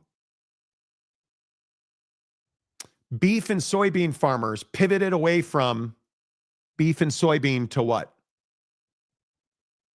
Alfalfa. So now they can't go back to beef and soybean because they don't have the money to do that. And now the alfalfa is not being exported to China. And what's the real bigger issue? And what did Donald Trump talk about again today? China, India, Iraq, Iran are buying Russian oil. And he has no lever to stop them from doing that. And he just keeps on going. And so you guys continue, guys like Wasikowski, just continue to be like, who cares? Jimmy Kimmel, he sucks anyways. I don't even watch Jimmy's show, I'll be honest with you. I can't stay up past 6:15, so I don't even watch late night TV. So him being there or not is inconsequential to me, but I'm going to tell you what's not: freedom of speech. And I'm terrified if Jake ever decides to have kids, what's going to happen to my grandson's life? Do you know how much balls you got to have? The courage you have to make a baby today? You can't afford college. You can't afford food. You can't afford electricity. And you want to bring more children into this equation. Good night. Like, there's just no way to do that. So again, it's guys like you who continue to make excuses for Donald Trump's bad acts. And now we're literally watching the oppression of the First Amendment. When Donald Trump was asked, hey, how you feeling? Like a reporter legitimately said to him, hey, how you doing? How are you dealing with all this after Charlie Kirk was murdered? And he said, oh, I'm doing okay. Look over there. There's all the trucks. We're building a ballroom. That was his answer. That's what Jimmy Kimmel made fun of. That's why Nexstar pulled his show off of their affiliates. But you'd have thought that Kimmel said that Kirk had it coming. Do you not care about First Amendment right? It's a joke. It's a joke. It's comedy. We can't laugh at each other anymore even. We can't have serious conversations, and now we can't laugh about them either. Like, where do we go from here? Where do we go from here? I have no idea. Down. I have no idea what to do with it. I really don't. I doubt some even know what Kimmel said and just assumed it was something bad. I agree with that completely. Yeah. I'm not confident that Eric Wasikowski or anybody up that alley has any idea what Kimmel even said. Yeah, I agree. SMU simping for Aranda. Damn, it's good to see you, bro. Good to see you, man. Hope the kids are well. Wolf of Wall Street. I was telling my wife that if it was solely from ABC without pressure from Washington, I'm okay with Jimmy being let go. But if he is being suppressed because of Washington, then it's not okay. And go research. And that's why everybody making this hubbub about Sinclair. Sinclair is ancillary. Their stations are in such small markets. And I'm even here. Let me Google, because you guys don't want to. Let me Google Sinclair's ABC affiliates for you. I just happen to know they have Tuscaloosa, Alabama. Birmingham, Tuscaloosa, Mobile, Little Rock, Bakersfield, Chico, Eureka, Fresno, Washington, D.C., West Palm Beach, Gainesville, Tallahassee, Albany, Macon, Cedar Rapids, Sioux City, Lewiston, Idaho, Wichita, Kansas. They have small affiliates, right? But if you look at Nexstar, Nexstar's got like pretty much all of their large markets. Their biggest markets. In their biggest markets, their CW affiliates carry ABC programming, right? So they have picks in New York. They have KTLA in Los Angeles, WGN in Chicago, KDAF in Dallas-Fort Worth, which is a CW station that carries ABC programming, Philadelphia, Houston, DC, San Francisco, Tampa, Phoenix, Denver. They're playing on a different level. And so they want to do this deal with Tanya to become the largest owner of television stations in the country. Let me remind you what Donald Trump said in his inauguration speech, just for remembrance. Look it up on YouTube. It's going around. Quote, I will also sign an executive order to immediately stop all government censorship and bring back free speech to America. Never again will the immense power of the state be weaponized to persecute political opponents. That's looking really good. Looking really good, Donnie.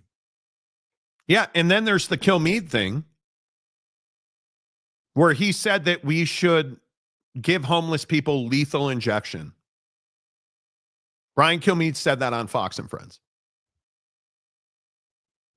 Did anybody do anything about that?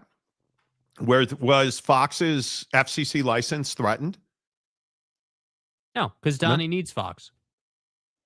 Because Donnie watches Fox and loves Fox, does not like Colbert. So he goes out and said, like today, he says that Jimmy Kimmel's not talented. Okay, whatever you think of Jimmy Kimmel, the idea that Jimmy Kimmel's not talented, yeah, he's on TV and he hosts major award shows and he's not talented. You know, I just think that it'll be amazing. The unintended consequences of rebounds like this are amazing. But hey, don't say you didn't hear it. Don't say you didn't know, because we somehow, I'm telling you, man, the relationships make the world go round. Yeah. The fact that TV people texted me and said, hey, Jimmy Kimmel and ABC are negotiating return to his show. And we have because I haven't seen it. I've been sitting here looking for it. I haven't seen anybody else saying that they're negotiating a return to his show. I haven't seen anybody else say that he is not, the stipulation is that he cannot do politics in his monologue. Haven't seen that.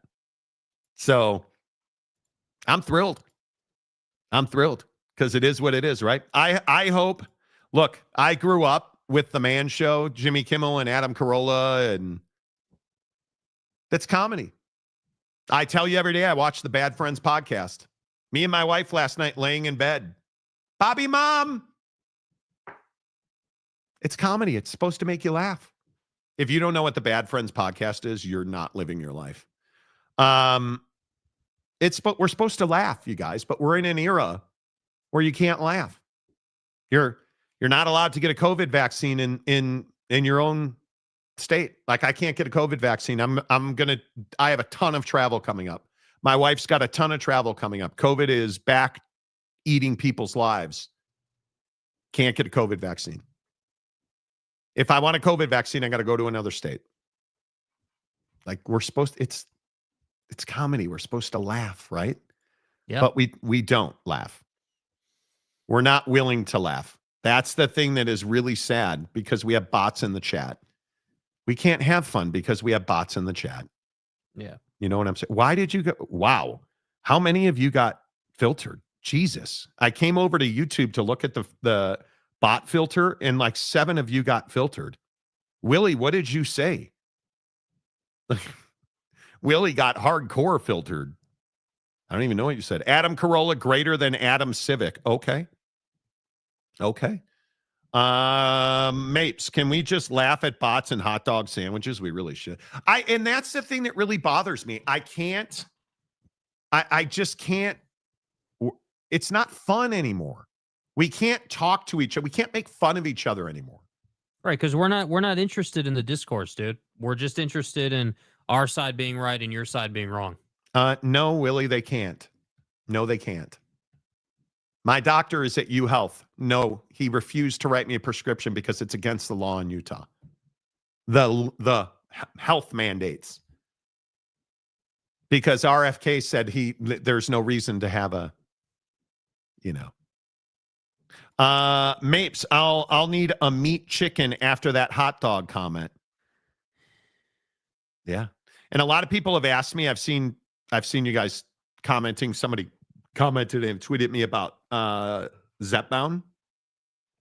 I've done well on Zepbound. I have terrible mental status about weight loss. I've lost 25 pounds on Zepbound. I had lost 27. Saturday morning when I weighed myself, I had lost 27. I weighed myself this morning. I gained 2 pounds. So my world came to a screeching halt. And yeah, that's frustrating and stuff. But that's the game we play, right? I'll tell you, like today, I'm just not hungry at all. I'm on the 5.0 dose. I looked up and it was 11 o'clock and I had not eaten a single thing today and I was not hungry. I was like, I'll wait for lunch. And then I made vegetables. I made peas and carrots, 3 eggs scrambled, and ground turkey, and ate about half of it. Like, it's just bizarre to me that my mind is just not on food. Like, I don't even think about it. We were talking the other day, we were talking yesterday about what's the worst food we routinely eat. I don't have a worst food I routinely eat because I genuinely don't eat much food anymore. It is the weirdest thing in the world. It is crazy. Mike Smith, give one political party power when the other party gains control. They will not have a hand. They will not hand that power back. No, they won't. No, they won't. You are not a vet, but you could get the corona shot at the VA. Oh, is that right? And I appreciate you being a vet, Mike Smith. I appreciate all of our vets. Dude that abides says, I am too a vet. I appreciate you, man. Thank you. Monty needs a tornado off the roller for dinner. Seriously. I need to go to the chiropractor. I did shoulder press. I'm back lifting 3 days a week. And I did shoulder press. And I probably pressed too much. I pressed 45. I was trying to do 30, 45, 50, and I stopped at 45. And I just, like, I have this spot on my trap that's just inserted. It's not good. Yeah, I'm pretty sure you could get the shot at a VA if your VA is in Utah. Maybe I'll look at that. News media have long called the fourth branch of the government due to their important role in our republic. Harming it is harming us. I agree. Finally, so glad I only had COVID symptoms for 1 day since the start of the pandemic. Yeah. There's no question it's going around. Yeah. No question about it is back. Yeah, there's no doubt it's back. All right, that's it. Show's over. Tomorrow, Football Friday on the Monty Show, a full Texas Tech Utah preview, all the games. Texas Tech sucks. Utah's the best. We told you so. Yeah, and stuff. Monty Show presented by The Advocates at theadvocates.com. Until Football Friday, say goodbye, Jake. Goodbye, Jake.